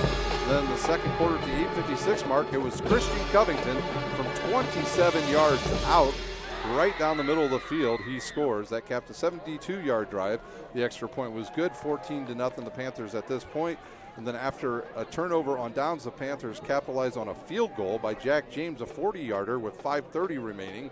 That capped a 29-yard drive. 17-0 Snider at this point. And then with just 6 seconds remaining, Michael Hoppert hit Michael Lito Jr. from 30 yards out, and that capped a 69-yard drive that they went 69 yards in basically 58 seconds. The extra point was good, and that's where we stand at halftime, 24-0, the Snider Panthers. Joe, your thoughts on the first half? Well, really turnovers and the red zone have been the key in this football game. Snider finally in the second quarter started to capitalize on their red zone opportunities with that first touchdown run by Christian Covington. And Homestead has driven the ball well in between the 20s, but has yet to capitalize inside the 20-yard line in the red zone. There's been 2 turnovers by Jaya Wright in the red zone, and it's really kept the goose egg on the board for the Spartans there. Statistically, right now, Christian Covington running the football well, 10 rushes for 59 yards. Michael Hoffert's added 5 rushes for 43 yards, and Nakasin added 1 rush for 11. For the Spartans, the rushing game has been all Jaya Wright with 11 carries, but he is now down to 27 yards. A lot of tackles for loss there in that second quarter brought what looked like was almost a 100-yard rushing effort. It seemed like, sure, and looking at 11 rushes for 27 yards is quite shocking. Defensively, Justin Kopke for the Snider Panthers. 1 assist, 6 total tackles. He's showing up a lot against Homestead's jet sweep game. He is doing an excellent job of staying at home and forcing Jaya Wright to make a late decision in that zone read game. Ethan Hoover with 3 tackles, Tavarius Jones with 3 tackles, Lawrence Johnson with 2 tackles and 1 assist, but the big interception in the first quarter that halted a Homestead drive. 2 tackles and 2 assists by Austin France, 2 of those tackles being tackles for loss. For the Spartans, Jake Archibald leading the way with 5 tackles and 1 assist. Big Tico Brown with 4 tackles and 1 assist. And Archibald with the big interception. This could be a bigger lead for the Panthers. Could be a three-point more lead, or it could be 7 points more, but he had that big interception in the first quarter.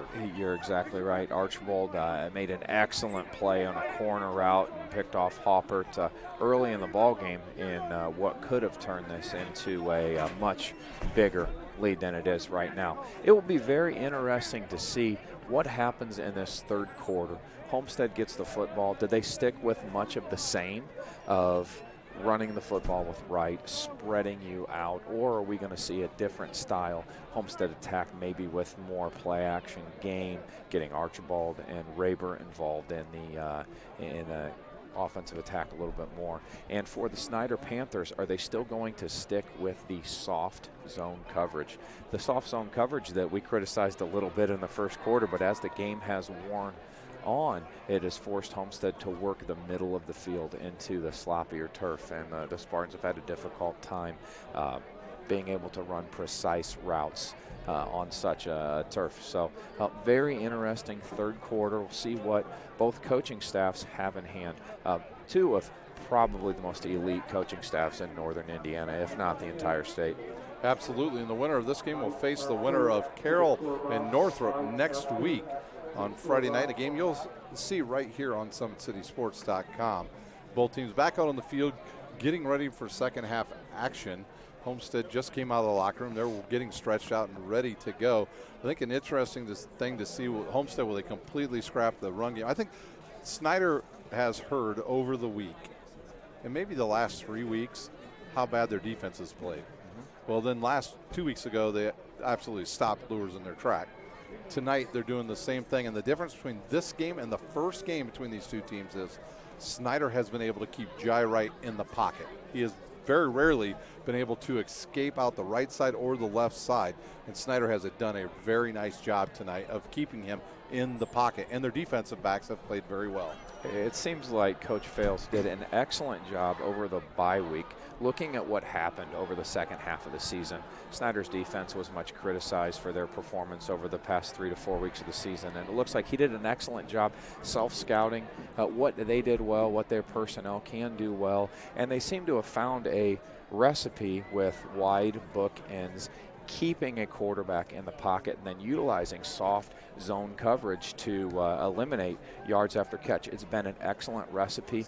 Probably we'll see much of the same in the second half because it does slow down and at least force that high potent Homestead attack to work short intermediate passes down the field, and it does not allow Trevin Taylor to use his length pushing the field vertically. Yeah, we have not seen Homestead in either game take a real shot deep. No, we have not. No, neither. I mean, they tried it on the 4th and 31. That's because they were forced into doing it, but not something Spartans want to do. Is they have not gone deep in either game. So the clock is ticking down towards 0. We'll take our last time out here at halftime. You're watching a special presentation of sectional football on SummitCitySports.com.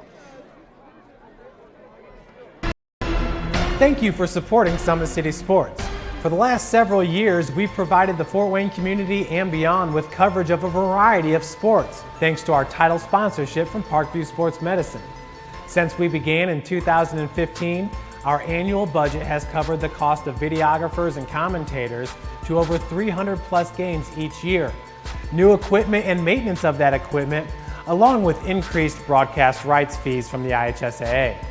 This season, we're reaching out to friends, families, and local businesses for additional sponsorships and donations. You can help us grow and get coverage to your favorite team or sport.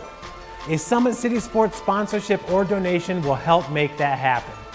We have the goal of bringing fans live stream games of every SAC game we cover. With the additional funds, we'd invest in mobile internet devices, allowing us to bring our supporters every SAC conference football and boys and girls basketball games live, as well as more coverage for sports like cross country, tennis, golf, swimming, wrestling, track and field, baseball, and softball. For more information on sponsorships or how to donate, visit SummitCitySports.com. We are ready for second half action here on SummitCitySports.com. Snider Panthers to kick off to the Homestead Spartans. Here's a kick. It'll go down to the right side to Cam Shannon at about his own 11. He'll run it right up the middle of the field, and he'll be dragged down and taken out of bounds over the 30 at about the 33. Very important possession here for both sides. Can the Spartans get back into the contest, or can the Snider D really help Snider distance themselves from Homestead in this third quarter?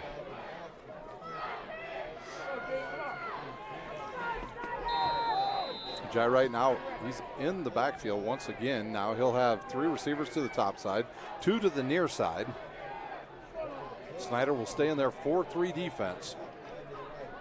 Straight drop, 3 steps, looks to his right, throws, finds his target.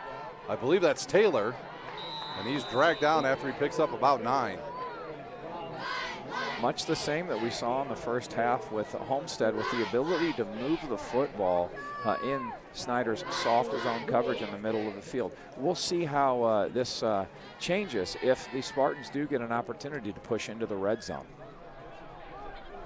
Trip receivers to the near side. Cam Shannon right down here in front of us. 3-step drop. He looks to the, nope, he'll pull it down and he'll run. And he's taken down in the behind by Kerry Perry of the Snider Panthers. The senior comes in and wraps up. Jai Wright once again not able to escape out of the backfield. A loss of about 1, and it's 3rd and 3 now for the Homestead Spartans at their own 42-yard line. He had an open receiver there to the top side. I believe it was Kasai, but once again, the Snider pass rush and the discipline of those front four have forced Jai Wright to tuck the ball down and run much earlier than needed. Here's a snap, quick throw to the right side, has his receiver, he'll catch it, look upfield. I believe that's Taylor once again, and he'll pick up the first down for the Homestead Spartans. Nice little pitch and catch. Very, very solid there. Taylor did a great job of finding the soft spot underneath the soft corner and moved the change there. Yeah, I think on the play before that, I think he saw big Justin Kopke standing there. He didn't rush really, and that was one of the plays before, a deflection that ended up going to Lawrence Johnson. I don't know if that's what he saw, but they'll stay in the same formation, will the Spartans. No rush by the Panthers. Here's a long throw to the outside to Grant Raber.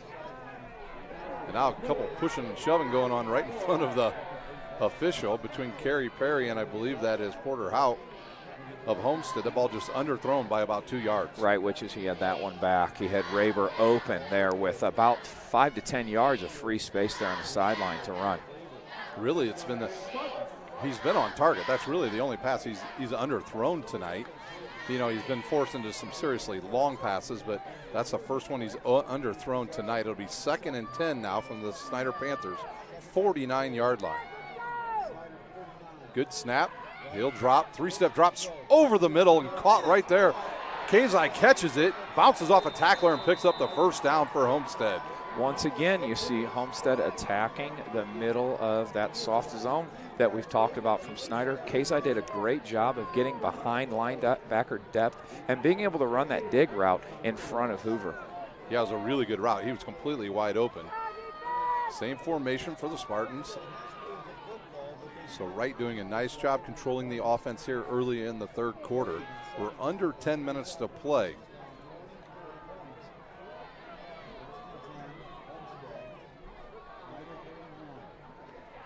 Straight drop, and there's a pass over, caught. Kazai catches it again, and he gets hit pretty hard there by, I believe that was number 18, Hunter Causey, or was it 19 for the Panthers? Came up, and, oh, that was Luke Owens on the coverage. Almost a first down for Kazai and the Homestead Spartans. Much like we saw in the second quarter, Homestead utilizing that empty set to be able to pick and choose the matchups that they see on the perimeter to be able to move the football. Now that they're in the red zone, we'll see if the Spartans can capitalize in areas that they were not able to in the first half. This is where Snider was able to turn up the heat in the first half on the Spartans. You know, that soft zone coverage that Snider plays, as you get closer to the end zone, the field spacing shrinks and allows those Snider defensive backs to cover a lesser area and utilize their athleticism to attack the ball. Wright will throw to the left side looking for Kazai, and he is decleated that time by Hunter Causey. And now those two talking to each other once again on the field. Kazai this time the one initiating the talking. There's a little bad blood there, but it's all in good competition. But you saw there that the soft zone in a shortened field space where Causey had the space to be able to drive on that out route and make a play immediately after the catch. 2nd and 6 now from the Snider 17. Homestead in the Parkview Sports Medicine red zone once again. Here's the snap, straight drop, no rush, right over the middle he goes, and man, did his receiver take another big shot. Kazai gonna need an ice bath tonight. He is. That was a great play there by, I believe it was the number 19 Owens and number 3 Cox of shrinking the curl window that Homestead was successful with earlier in this drive. You know, sometimes I thought in the first matchup, Jai Wright had issues with not realizing that the linebackers were dropping back into coverage in the zones. And I think he had it took him a long time to figure out where those guys were dropping in the zones.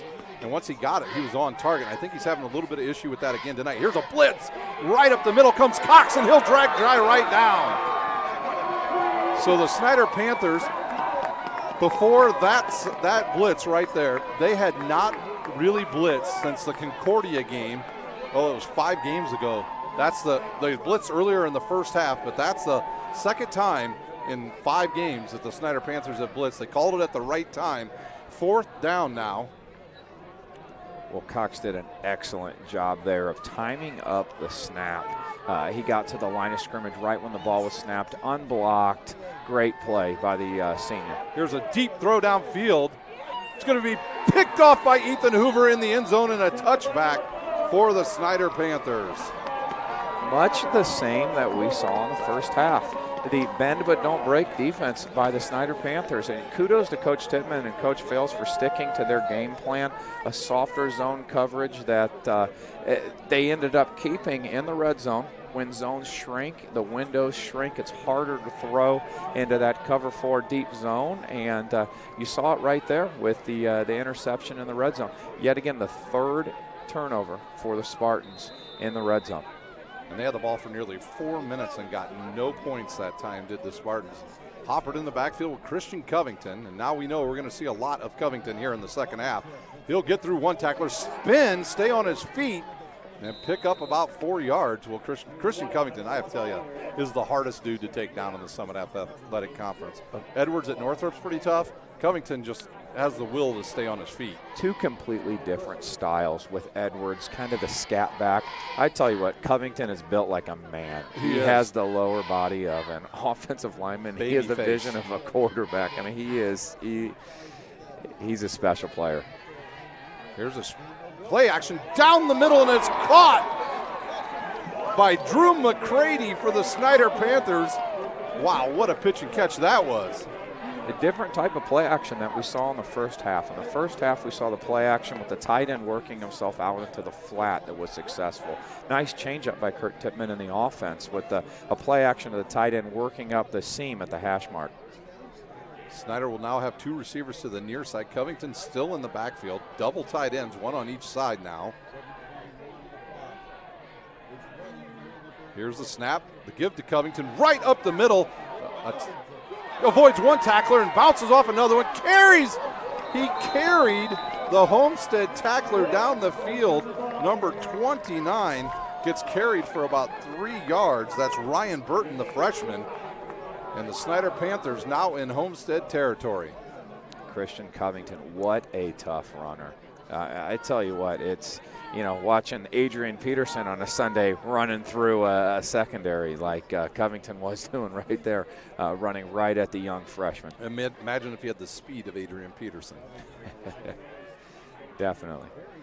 First and down and 10 from the 40. The motion of tight end into the backfield. Give it to Covington again. He'll push into the line. He'll be dropped after a short pickup of about 1. The game clock down now to 6:40 remaining in this quarter. A few players slow to get up there. But Snider, the clock is just now their partner for the rest of the game. The enemy without a doubt. Yeah, the clock right now is Snider's 12th man, and you'll see a lot of Christian Covington here down the stretch. Second down and 8 for the Panthers. The snap, the give to Covington. He'll run to the left, bounce through the hole, run through one tackler, through another one, still on his feet. And they try to strip the ball to Homestead, but they will not. And Covington just now is on fire in the second half, dragging tacklers. Looked a little bit more like Jerome Bettis that time than he did Adrian Peterson. Yeah, I tell you what, and then also take a peek at number 59, Jackson Reed, the pulling guard, sealed the defensive end to allow Covington to get a vertical crease, and he did the rest. Excellent block by the young man. Panthers in the Parkview Sports Medicine red zone once again at the 13 of Homestead. The snap, there's a fake, he's got it, looks, fires over the middle, goes for Dellinger, and he almost catches it with one hand. Well, it's nice to have a 6'6" tight end out there to throw to. Oh, it is. That's a big target there. Very good football player. I believe he made the all-conference team this year. And like we talked about earlier, the first-team all-SAC team is pretty much on the field right now on both sides. The defenses and offenses are right here. Second down and 10 now from the 13 for the Snider Panthers. Went play action on that play.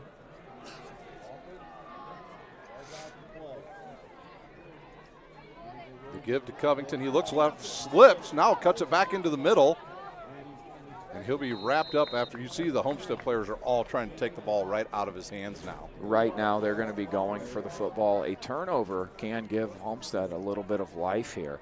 You will see the first man secure the tackle and then the second, third, fourth man in ripping at the football. So it'll test the upper body strength of Covington and test how well he is handling the football down the stretch. Middle of the season, he had an issue with holding on to the ball for 2 straight games.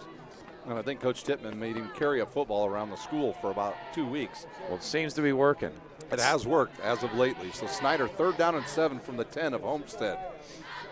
Play clock down to 4. The snap, Hopper will give it to Christian Covington. He'll go to the left and pick up about a half a yard. And now the field goal team will come on the field for the Snider Panthers. Jack James will come on, probably try about a 27-yard field goal. No, here comes the all-beef team of the Snider Panthers. Well, you got big number 77, Zach McDowell, big number 94, Lawrence Johnson. You've got the big boys coming in here. Oh, that is their field goal unit, the all-beef team, and now it'll be a field goal by Jack James from the left hash with 4:20 remaining here in our third quarter. This will be a 26-yard attempt by Jack James. High snap. Kick is up. It's got the leg. Is it good? It is good. Well, that's impressive. In this weather, yet again, another solid snap, another solid hold, and another solid kick. And when you have your defense playing like they are now, your run game operating on all cylinders with Covington, and you accompany that with a phenomenal kicking game, Snider seems to be in a very, very good position moving into this fourth quarter. Yeah, they just know how to get it done at the right time. So with that, we've got a timeout. We'll take a timeout. You're watching a special presentation of high school football on SummitCitySports.com. Beautiful baby, you're sweeter than strawberry pie. Just like the morning, your smile brings the sunshine. The Parkview Family Birthing Centers, with everything you need for baby, plus birth planners, expert physicians, midwives. The Panthers lead 27-0 here with 4:05 remaining in our third quarter. Jack James to kick off for the Panthers once again. The deep guys for Homestead, Cam Shannon and Jake Archibald. This ball will be sent down the right side. Shannon will catch it inside his own 10 and start up the field. And the Panthers come up quickly and take him down around the 25, maybe the 26. Excellent job by Cameron Trotter there in kickoff coverage. Did a great job of corralling Cam Shannon, which, as we've seen over the course of this season, he is elusive and he can take kicks back. So a very, very good tackle by that young man. Yeah, Cameron Trotter, you will hear his name the next 2 years because he's a phenomenal running back. So they're very deep at running back at Snider, and he's one of them. Right in the backfield now. He'll three-step drop, look, and then here comes Lawrence Johnson. He avoids one tackler, gets off of another one. Can he get to the sideline? And Brandon Cox lays him out. And they took out a couple coaches on that play. Wow, what a hit. What a hit on Jaya Wright. But look at the tough young man. Get up, shrug it off. And the senior's ready to battle and try to prolong his career over this next 15 minutes. Yeah, headed to Northern Illinois next year. And I think going into last summer, not a lot of people knew about Jai Wright. They did after the injury with Kazai, but colleges really took notice of him last year, and he has done a wonderful job being the quarterback at Homestead. He's done an excellent job, and it goes unnoticed that it's very difficult to take over in the middle of a season when you're not the guy. Kazai was the guy all summer. He was leading drills, and then for Wright to be thrusted into that role, he did a great job with it, but this has definitely been his offense from day one this season. Here's the snap, no rush. Now they'll break through a screen on there, and Cox with a good defensive play for the Panthers as he knocks Grant Raber out of the way right when he touched the ball. So it'll be 3rd and 8 from the Homestead 29-yard line. Well, that pressure on the previous possession for Snider has really changed what Homestead's done offensively. You'll see now Archibald back in the backfield to be able to max protect, whereas you've seen on the past previous possessions, Homestead going with much more of an empty look. And now a bunch of receivers close to the line. Here's the snap. I think they were going to run a screen play, and now they'll throw it out to the right side, and there will be nothing there for Homestead. In fact, they'll lose about a yard on the play, and the punt team will have to come on. The last time they tried to punt, they tried to fake it. And that didn't work either. It did not work. That was was it a called fake or was it a red fake by the punter when he rolled out to his right and kicked it? So we'll see if we end up getting the same look here, but you bet the Snider Panthers will be ready for that. And you got to watch out for Ethan Hoover, the punt returner for the Panthers. He's got a kickoff return. He's got 2 kickoff returns this year for touchdowns, and now he's got a chance, and we've got a whistle on the field. Timeout, Snider Panthers. Ethan Hoover's a name you'll be hearing for a while. Very, very good young player. Many colleges very interested in his services next year. With that, we'll take a timeout. You're watching a special presentation of high school football on SummitCitySports.com. How do you design one of the most advanced ERs in the country? At Parkview, we did it by focusing all our attention on you, the patient, by involving doctors and nurses in the design process, by creating quieter, more private spaces, and by leading the region in heart, stroke, and trauma care. This is not your typical emergency room. It's Parkview. In an emergency, isn't this where you'd rather be? Parkview, your partner in health.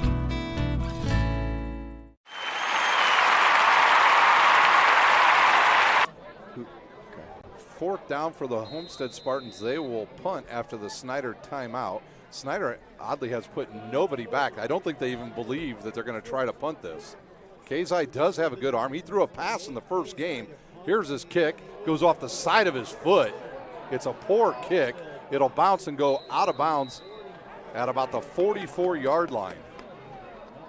On the break there, a score report from the other side of town. The Carroll Chargers have taken the lead late. It's now 28-20, Carroll over Northrop. So Carroll playing very well in the second half of the season. First game, their second game of the season didn't go so well when they played the Panthers. Not at all. I watched that ball game live, and it was a Carroll team trying to find themselves and a Snider Panther team clicking on all cylinders. They knew who they were on that night. Snider will start now at the 45 of Homestead. Covington in the backfield. Here's that formation we talked about earlier, Joe. Will they take a shot deep? It looks now like we have more guys over to cover the pass, and yet again now that slant window was open. It was the same play that we saw earlier in the second quarter. The slant window open, yet another drop. It'll be interesting to see if they go back to that or if they get in that same set now to run the football. They'll switch it up this time. Derrick's the intended receiver that time. Drops the ball. Panthers 2nd and 10 from the Homestead 45. Hopper no hurry here. 2:53 remaining here in our third quarter from Spooler Field. Here's a snap. Hopper will keep it this time. He's got the edge and getting some blocks out there. Cuts around a tackler. Still on his feet. Drags a Homestead tackler, number 29, down the field. Ryan Burton getting dragged again. And Michael Hoppert, the senior, showing some leadership right there on the read option. Excellent read option there. Had his eyes on the defensive end, crashed inside on the dive man. So Hoppert kept it and was off to the races. You saw the track speed there out of the senior. Now Snider showing those trip receivers to the top side. They get Homestead jump, no flag. The hard count almost worked again for Michael Hoppert. He'll move Covington to his right, now back over to the left. I think he's changing the play. Here's the snap, straight drop. He'll look, throw it to Christian Covington a little bit behind him, and almost picked off by Homestead. Well, that's interesting, a little chess match going back and forth. It looked like there was an audible by Hoppert moving Covington around to get him into the route, and it looked like a check defensively by Homestead to make sure that Covington was covered. So Snider showing some different plays here in this second game against the Spartans. They'll take out one of the receivers, bring in another tight end. It'll be 2nd and 10 now for the Panthers at the 28 of Homestead. I think, honestly, Hopper's been the difference in this game. His decision-making has been awesome. His decision-making has been great, especially down here in the red Covington zone. Making everybody miss. Shrugs off a tackler and gets inside the 5. Wow, the big man moving right there. You saw Homestead go for the football. He shrugged off the defensive back and got himself a first down. Chains are going to move. Clock's going to start. Much of the same. Hand the ball to one and watch him work. That's right. From the 4 of the Snider Panthers. The snap, the give to Covington. He'll run through the right side and have another touchdown. Well, that's been the difference in this ball game. The Panthers have figured out how to play in the red zone. They were stopped in their first 2 red zone trips, but since then, I believe they've been perfect in the red zone in terms of scoring opportunities after that first quarter. Now it's 33-0 with Jack James coming on, trying to make it 34. So the Panthers once again score on a short field after a poor punt by the Homestead Spartans. Dellinger to snap, McCready to hold, Jack James to kick. Here's the snap, low snap, good hold. Kick is up and it is good.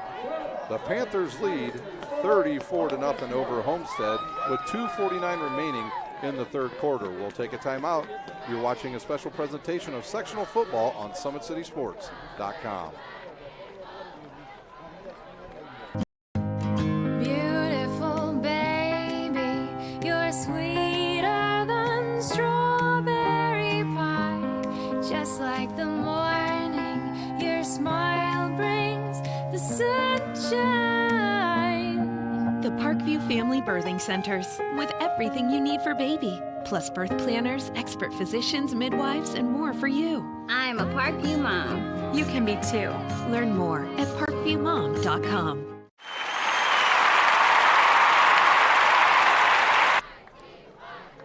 We're back live at Spooler Stadium. The Panthers lead Homestead 34-0 with 1:49 remaining here in our third quarter. Well, we'll stay with you through the break here at Spooler Stadium. As we come up on that here towards our fourth quarter, we'll try to run down some scores for you from around the area, some interesting scores and games going on. Again, Jack James will short kick it this time.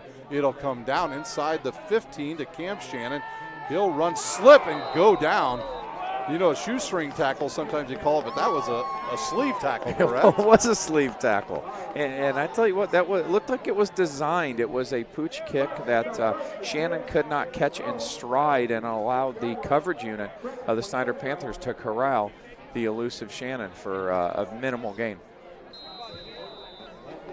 Homestead will start with two receivers to each side. In the backfield will be, I believe that's Jake Archibald. They'll go fake to him, and Wright will keep it, run up the middle, and pick up about 6. Another read keep there by Wright, reading the defensive end. Solid decision, worked itself forward for a 6-yard gain, but that clock, that 12th man for Snider, continued to tick away. They haven't ran that play in quite a while. No, they haven't. No, they haven't, because Snider had started to stop it, and now they go back to it. See if they stick with it here. I know they're down big, but they can't get back in the game. Wright has got the ability to do that over the middle, and it deflects off his receiver, Grant Raber. I think a Snider player.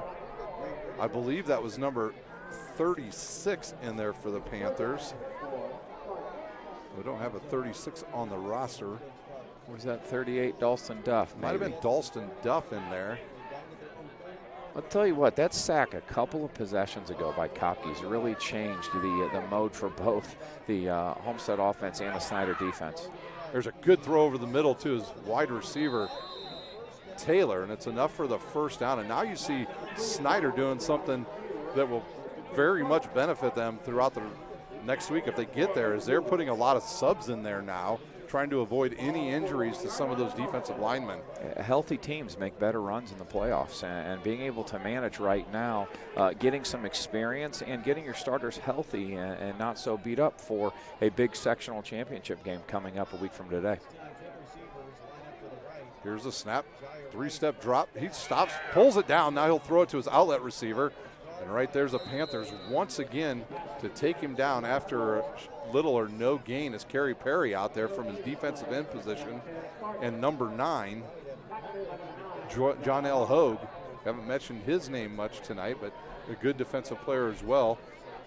Clock down to 20 seconds remaining here in the third quarter. Will Homestead decide to run up another play? They will not. I want to mention one thing, ladies and gentlemen. Congratulations to the Blackhawk Eagles middle school team who won the city championship for Bruce Myers. This past Thursday night, they beat Jefferson 13-6 in the championship, and that is a feeder school for the Snider Panthers.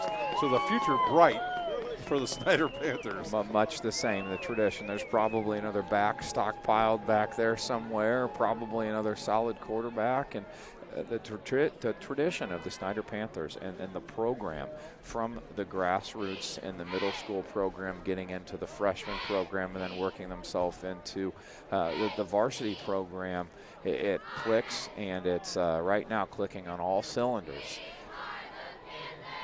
And boy, the teams are back out on the field quickly at half. Okay, it's 28-20 Carroll.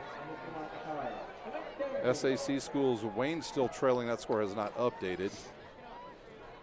Neither has the DeWanger score. We'll give you scores as we move on. Concordia leads 32-0 over Lakeland. Lures 26-3 over Norway. Those are the scores as we have them right now on the Parkview Sports Medicine Red Zone. We're back here ready to go. Both teams just got out on the field quickly after the change of the quarter. Wright with 3 receivers to the top side. He's got Archibald in the backfield. Trevin Taylor singled out down here at the bottom of the field with Hunter Causey in what looks to be man-to-man coverage. There's a throw over the middle. Caught there by, I believe, Grant. No, that was Kazai again.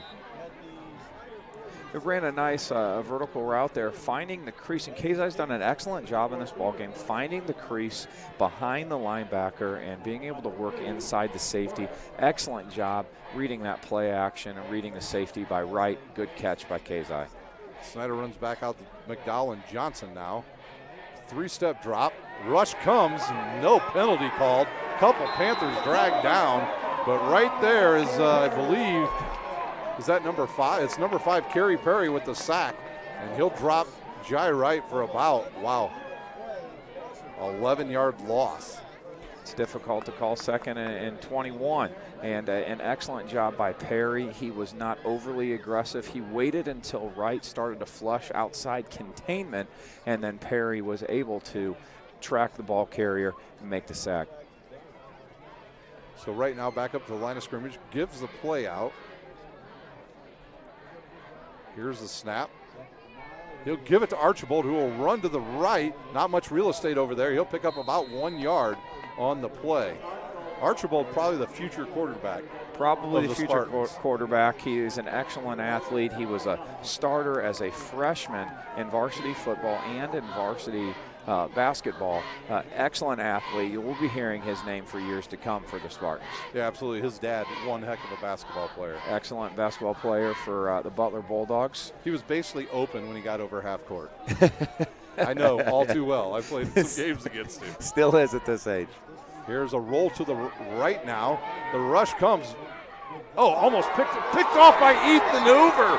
He deflected it to himself. They were trying to hit Taylor. He deflects it up into the air and picks it off all by himself. Set up by big number 77, Zach McDowell. Flushed right out of the pocket, forced him to the sideline, and Hoover did an excellent job breaking off of Wright's throw, tipped it to himself. And Hoover is a special player and an unsung hero for this Panther defense.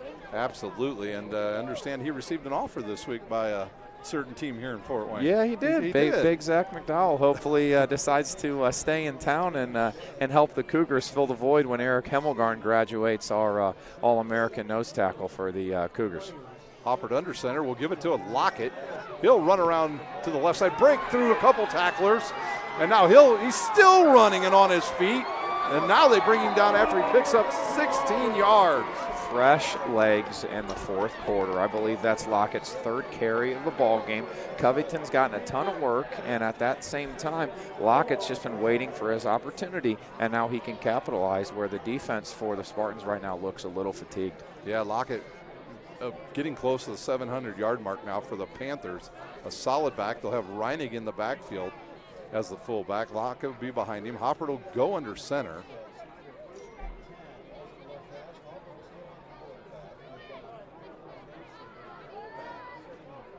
Here's the snap. The give to Lockett. Once again, he stays on his feet, spins, use the A. I think it was is that the A-B button move in Madden? Yeah, just the B button, or my cameraman tells me. Yeah, hit the circle button, I think, and nice move there. Excellent job by the fresh back, and then another good lead block by 44 or fullback Bryson Raining that we mentioned earlier, coming in to do an excellent job of being, honestly, an additional offensive lineman back there at that fullback position for those talented Snider tailbacks. Super strong is Bryson Reinig. Here's the snap. He'll turn, he'll fake. They're going to run a rollout play. He'll look, throw over the middle, find Simon Dellinger, and he'll catch it and pick up the first down for the Snider Panthers. He'll pick up about 16 or 17 on the play, and the Panthers inside the Parkview Sports Medicine red zone once again. Dellinger did a great job getting behind the linebackers. It looks like he faked a block there for a second, got eyes away from him, and did a great job of getting open over there on the far hash. Been doing a lot of extra work with the one Dre Muhammad of AWP Sports. I tell you what, his route running. Those guys do an excellent job of helping our student athletes in this city work year-round. Guys now have the opportunity to train year-round, compete against each other. And what you see out here, you see a little bit of the jawing back and forth, but they're guys that train against each other, train together, play 7-on-7 together, and really it's heightened the skill sets of a lot of the players in the Fort Wayne area. Absolutely, and I've seen some of their practices. They get very intense. Here's the snap. But that was kind of a miss. I'm not sure that Lockett went the right way, or excuse me, Lockett on the carry there. Did it look like maybe the quarterback turned the wrong direction? It was an odd-looking play. It was an odd-looking play, a little misdirection, but it looked like Hawpert opened up initially the wrong direction, made a great recovery to get the ball to Lockett. Great seal on the counter, though, by our big offensive line for the Snider Panthers. 3rd down and 3 now, inside the 10. Snider will play the winner of this will play the winner of Carroll Northrop. Here's a run up the middle by Lockett, and he'll be close to first down yardage. Probably be short by about a half a yard to a yard here. Be interesting to see if the Panthers just decide to go for it here. The clock down under 8 minutes now, actually closer to 7 minutes. Great tackle there by number 41, Cam Rogers, and that's a name you're going to hear for a few years to come. He's an all-conference player, the sophomore linebacker for the Spartans, and there gets great penetration and maybe halted the Panther attack there on 4th and 1. I think you're right. I think he's short, but you did see the official run right in and start crossing his arms. So it's 1st and goal as he gave it that official on the far side right away. When he blows the whistles and stops the clock, you know it's a 1st down. And now the Panthers at the 5. The snap, the give to Lockett, and here comes the entire Homestead defense, and they'll drop him for a loss. And there was Rogers again, number 41. Teammates at St. Francis with his father, Ben, and Ben brought the nasty to the Cougar defense in the early 2000s, and it seems like Cam's going to do much the same for the Spartan defense moving forward. Yeah, absolutely. They start 6 underclassmen on the defense, and they are very young on the offensive side too. Here's the snap. He'll roll, give it to Lockett. Lockett to the right side again. He'll just cover up the football and make sure he holds on to it. 6:25 remains. Not much of a pickup there. See what the Panthers decide to do here. Will they keep it on the ground or go play action and look for one of their tight ends? Lito's. Well, I guess we get our answer because here comes McDowell and Lawrence Johnson to be in the backfield. You called this the beef package earlier. Yeah, you've got, it looks like about 600 pounds of ground round headed on out there to lead block for Lockett. Yeah, look they put them all on the left side. All the beef is on the left side. They'll turn, give them, blown up right away. Was that number 41? Camden Rogers, number 41. Wow. Did a great job of anticipating and utilizing his speed to the big beef package that we mentioned just subbed in. Excellent play by the young sophomore. So the Panthers will have to settle for a field goal. Be a 22-yard attempt from right down the middle of the field. Snapping will be Simon Dellinger, holding Drew McCready, kicking Jack James.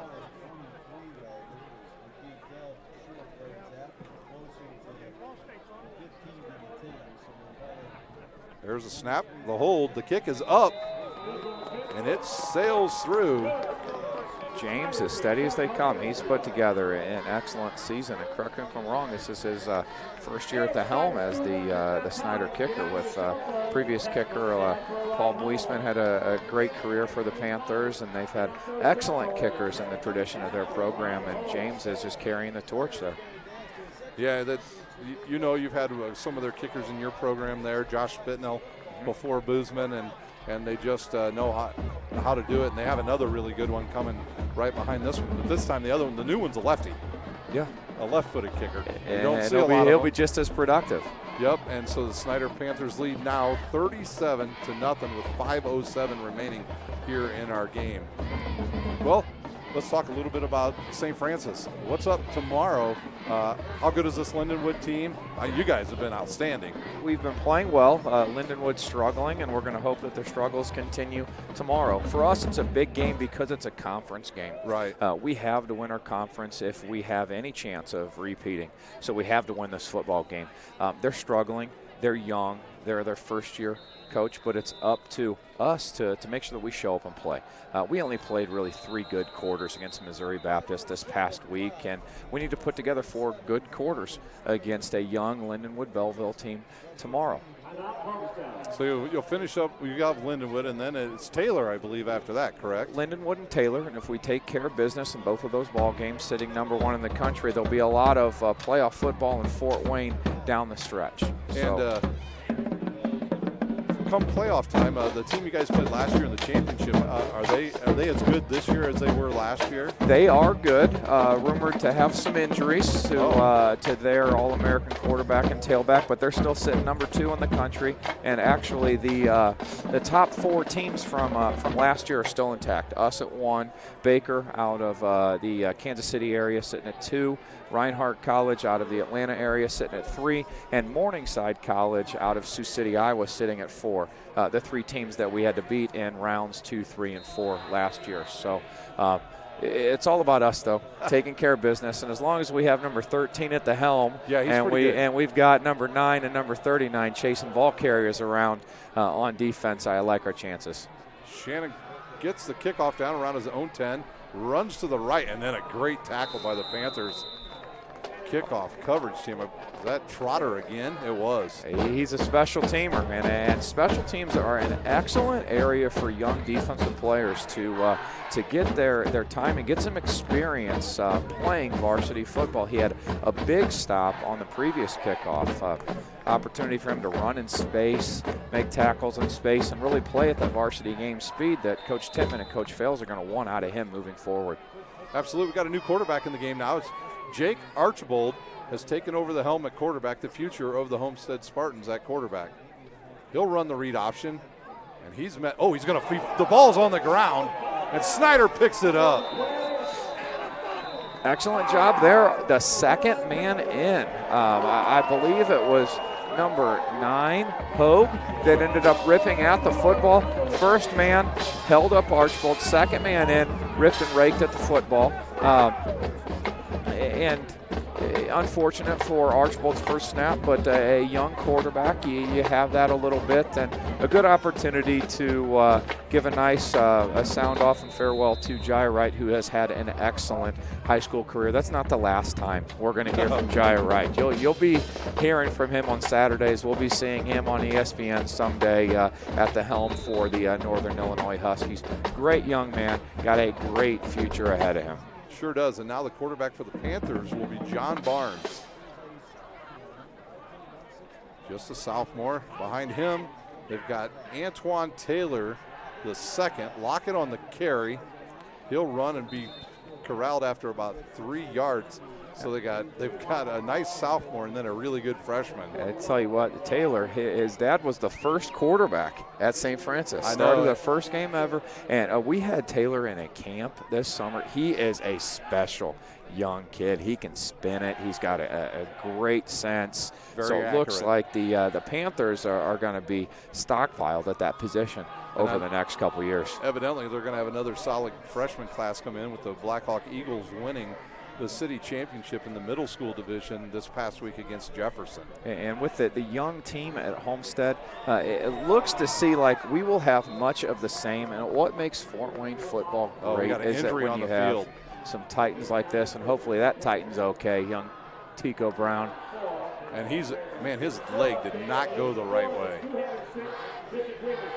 And I think they're just going to take the big fella out. And that guy's headed off to Central Michigan next year, and they've got themselves one heck of a player. They've got themselves a player with an excellent motor. Yes. He plays snap to whistle. He will be very successful there. Snider now at the 22 of Homestead. 3:45 remaining here in our game, which is a fast game, by the way. Not even 9 o'clock yet, Joe. We've got a whistle on the field. I think I jinxed us. Timeout on the field. We'll take a timeout. You're watching a special presentation of sectional football on SummitCitySports.com. How do you design one of the most advanced ERs in the country? At Parkview, we did it by focusing all our attention on you, the patient, by involving doctors and nurses in the design process, by creating quieter, more private spaces, and by leading the region in heart, stroke, and trauma care. This is not your typical emergency room. It's Parkview. In an emergency, isn't this where you'd rather be? Parkview, your partner in health. All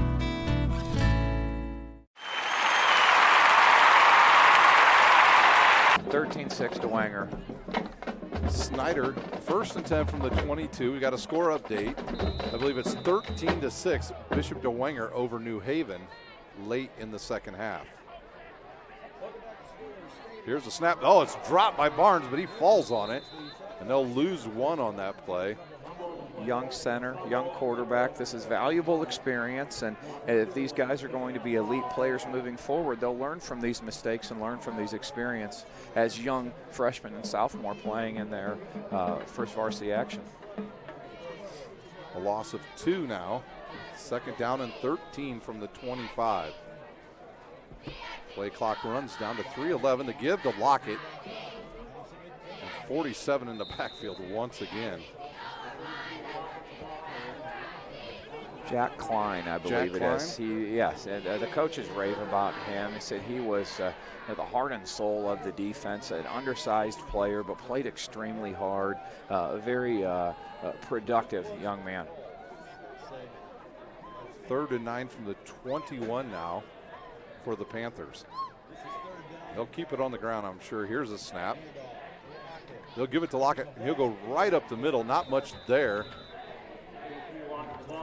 You know, we didn't have an opportunity to talk about this earlier, but it's finally fitting that Snider and Homestead get to play in the playoffs.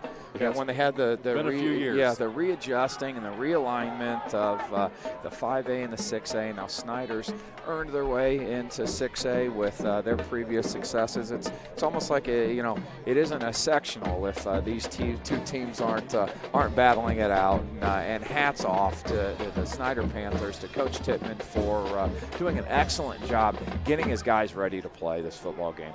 Once again, the give to Lockett. He won't have enough for a first down, so it'll be a turnover on downs. And Homestead will get the ball inside their own 15. I think both of these coaching staffs are outstanding. They create not only good football players, but really good individuals. Great men. And, you know, these great men lead great young men. And you have a lot of continuity on both of these staffs. You've got people that have been there for 5, 10 years apiece. There's consistency. They're all in it for the right reasons. And there's a reason why both of these programs are at the top of the SAC, at the top of their sectional year in and year out. It starts with the coaching staffs, and Coach Tittman and Coach Chad Zolman both do a phenomenal job respectively. And it looks like we may have another quarterback in there. Is that 19? Number 19, Luke Goody, and he is a freshman. So a lot more youth for the Spartans. And I know I was talking to my son Simon, who plays here for Snider, and I was saying to him, you know, you got all these younger kids playing up on varsity right now. It's not something they tend to do at Snider. But I said, man, what happened with your JV team this year? You know, all these young kids are up here playing. I said, Dad, they went undefeated. I'm like, there you go. And that's why teams like Homestead's JV teams are really good. DeWangers are good. Lures, pretty good JV teams. And that's why their varsities are always competitive. Definitely, and they are getting better, because when your junior varsity is better, it makes your team better throughout the week. That is your scout team. So those are players that are emulating, for example, Homestead's offense. If you're a Snider JV player, or, you know, Snider's offense if you're, you know, a Homestead JV player, and they're able to go against the best all week long, and they continue to develop, and year in, year out, you churn out players on Friday night because of those experiences that they get Monday through Thursday. Clock ticks down to under 40 seconds to play here in our game at Spooler Stadium. Snider leads 37-0. I'm not sure, Joe, I would have called that type of game. Wouldn't have called that type of game, especially this being the second time that the two teams played each other. 52-31 ball game down at Lucas Oil. Both coaching staffs had the opportunity to take a peek at the tape, learn from the good, learn from the bad, and you really expected this thing to be a ball game late into the fourth quarter. But hats off to the Snider Panthers as they look to move on. The Panthers will win tonight 37-0 over Homestead. And the Panthers will take on the winner of Carroll and Northrop next Friday night Right now, Carroll is leading big over Northrop. That game will be played, I believe, here at Spooler Stadium if those are our two teams next Friday night. We'll take a quick timeout. We'll come back with a final recap of the game, and then we will send you home here on SummitCitySports.com.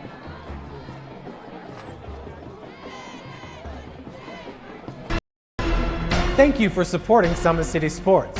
For the last several years, we've provided the Fort Wayne community and beyond with coverage of a variety of sports, thanks to our title sponsorship from Parkview Sports Medicine. Since we began in 2015, our annual budget has covered the cost of videographers and commentators to over 300 plus games each year. New equipment and maintenance of that equipment, along with increased broadcast rights fees from the IHSAA. This season, we're reaching out to friends, families, and local businesses for additional sponsorships and donations. You can help us grow and get coverage to your favorite team or sport. A Summit City Sports sponsorship or donation will help make that happen. We have the goal of bringing fans live stream games of every SAC game we cover. With the additional funds, we'd invest in mobile internet devices, allowing us to bring our supporters every SAC conference football and boys and girls basketball games live, as well as more coverage for sports like cross country, tennis, golf, swimming, wrestling, track and field, baseball, and softball.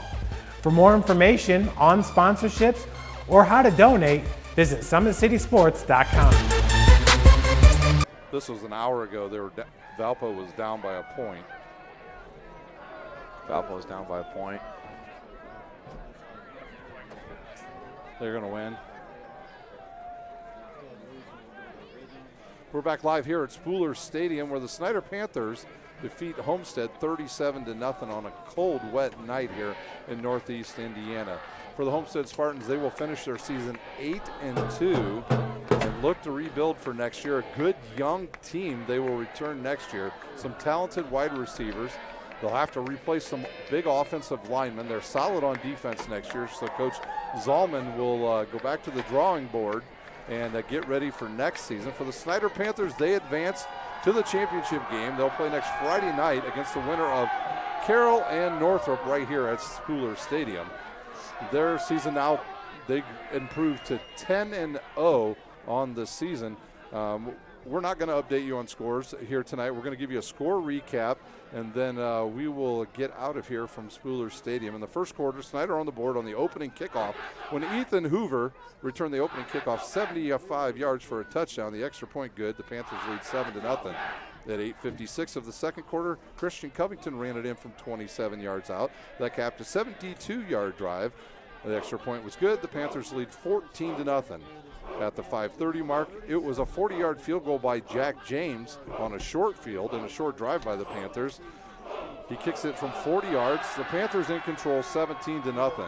Then with just 6 seconds remaining, Hoppert hit Michael Lito Jr. on a 30-yard touchdown pass to end the first half. That capped a 69-yard drive, and at halftime, the Panthers led 27-0 over Homestead.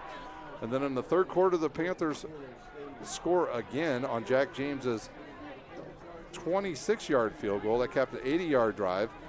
There's 27-0. The Panthers at that point, they're in complete control. And then at the 1:46 mark of the third quarter, Christian Covington scores his second touchdown from 4 yards out. That caps a 45-yard drive. The Panthers get the extra point. They lead 34-0. Then at the 5:07 mark, it was a 22-yard field goal by Jack James. That capped a 46-yard drive. The Panthers in complete control, 37-0, and your final score. What a game, Joe. What a ball game. I'm glad you were here tonight to keep an eye on me and Jake. Thank you. Yeah, I thoroughly enjoyed it. It was a blast. Thank you for the invite. I tell you what a ball game. And it really came down to situational football. And if you look at the yardage stats, the yardage statistics probably would lend to a very close game. If you look at third down conversions, if you look at red zone, you looked at turnovers, Snider dominated in all three of those categories, and thus they dominated on the scoreboard. Hats off to the Snider Panthers. They played the better ball game. They are playing very good football and look like the elite team in Northern Indiana right now. Absolutely, a very good offensive line, and I have to say, I think the player that stood out to me tonight was Michael Hoppert. His senior leadership, he learned from his mistake that he made early in the first half on the bad pass, and I think he was the difference in the game. He was able to control the offense, lead the offense, get them in the right formations. We saw that one time with Covington, even though it wasn't a big play. He got him in the right spot, and that's the reason that Michael Hoppert is our Parkview Sports Medicine player of the game tonight. He did an excellent job managing the football game. He makes all the calls. He's making sure that you're getting proper alignments and blocking. You're getting proper reads in their play-action game. You're making proper reads throwing the football, and he executed the game to perfection. He was not rattled by his interception. A younger player may have been rattled by that interception and really tried to grind to make that same play again. He just shrugged it off, learned from his mistake, and ended up managing the rest of the ball game. And he is an excellent quarterback. Heck, he's a kid that we're recruiting to try to hopefully see if he wants to stay and play college ball in town. But great player, and he'll continue to lead the Panthers next week in what looks to be a battle against the Carroll Chargers, possibly if the score holds true next week. Yeah, Carroll won. They actually, I'm being told they're close to winning. That's what I'm being told. Jake, my cameraman, there's a score. It is 35-20 in the fourth quarter, first and goal Carroll, and it looks like they're going to get another touchdown, so they'll have a bigger lead. So other games still going on around the area. Check them out on SummitCitySports.com. Go there, find another game to watch. Our game was over very fast here at Spooler Stadium. That's nice considering how cold it was here tonight in Northeast Indiana. Well, that will do it here from Spooler Stadium. The Snider Panthers will advance to the championship game next Friday night. They win tonight 37-0 over Homestead. For my cameraman, Jake Atkinson, and my play-by-play guy, Joe Didier, I'm Ryan Dellinger, and you have been watching a live broadcast of sectional football on SummitCitySports.com.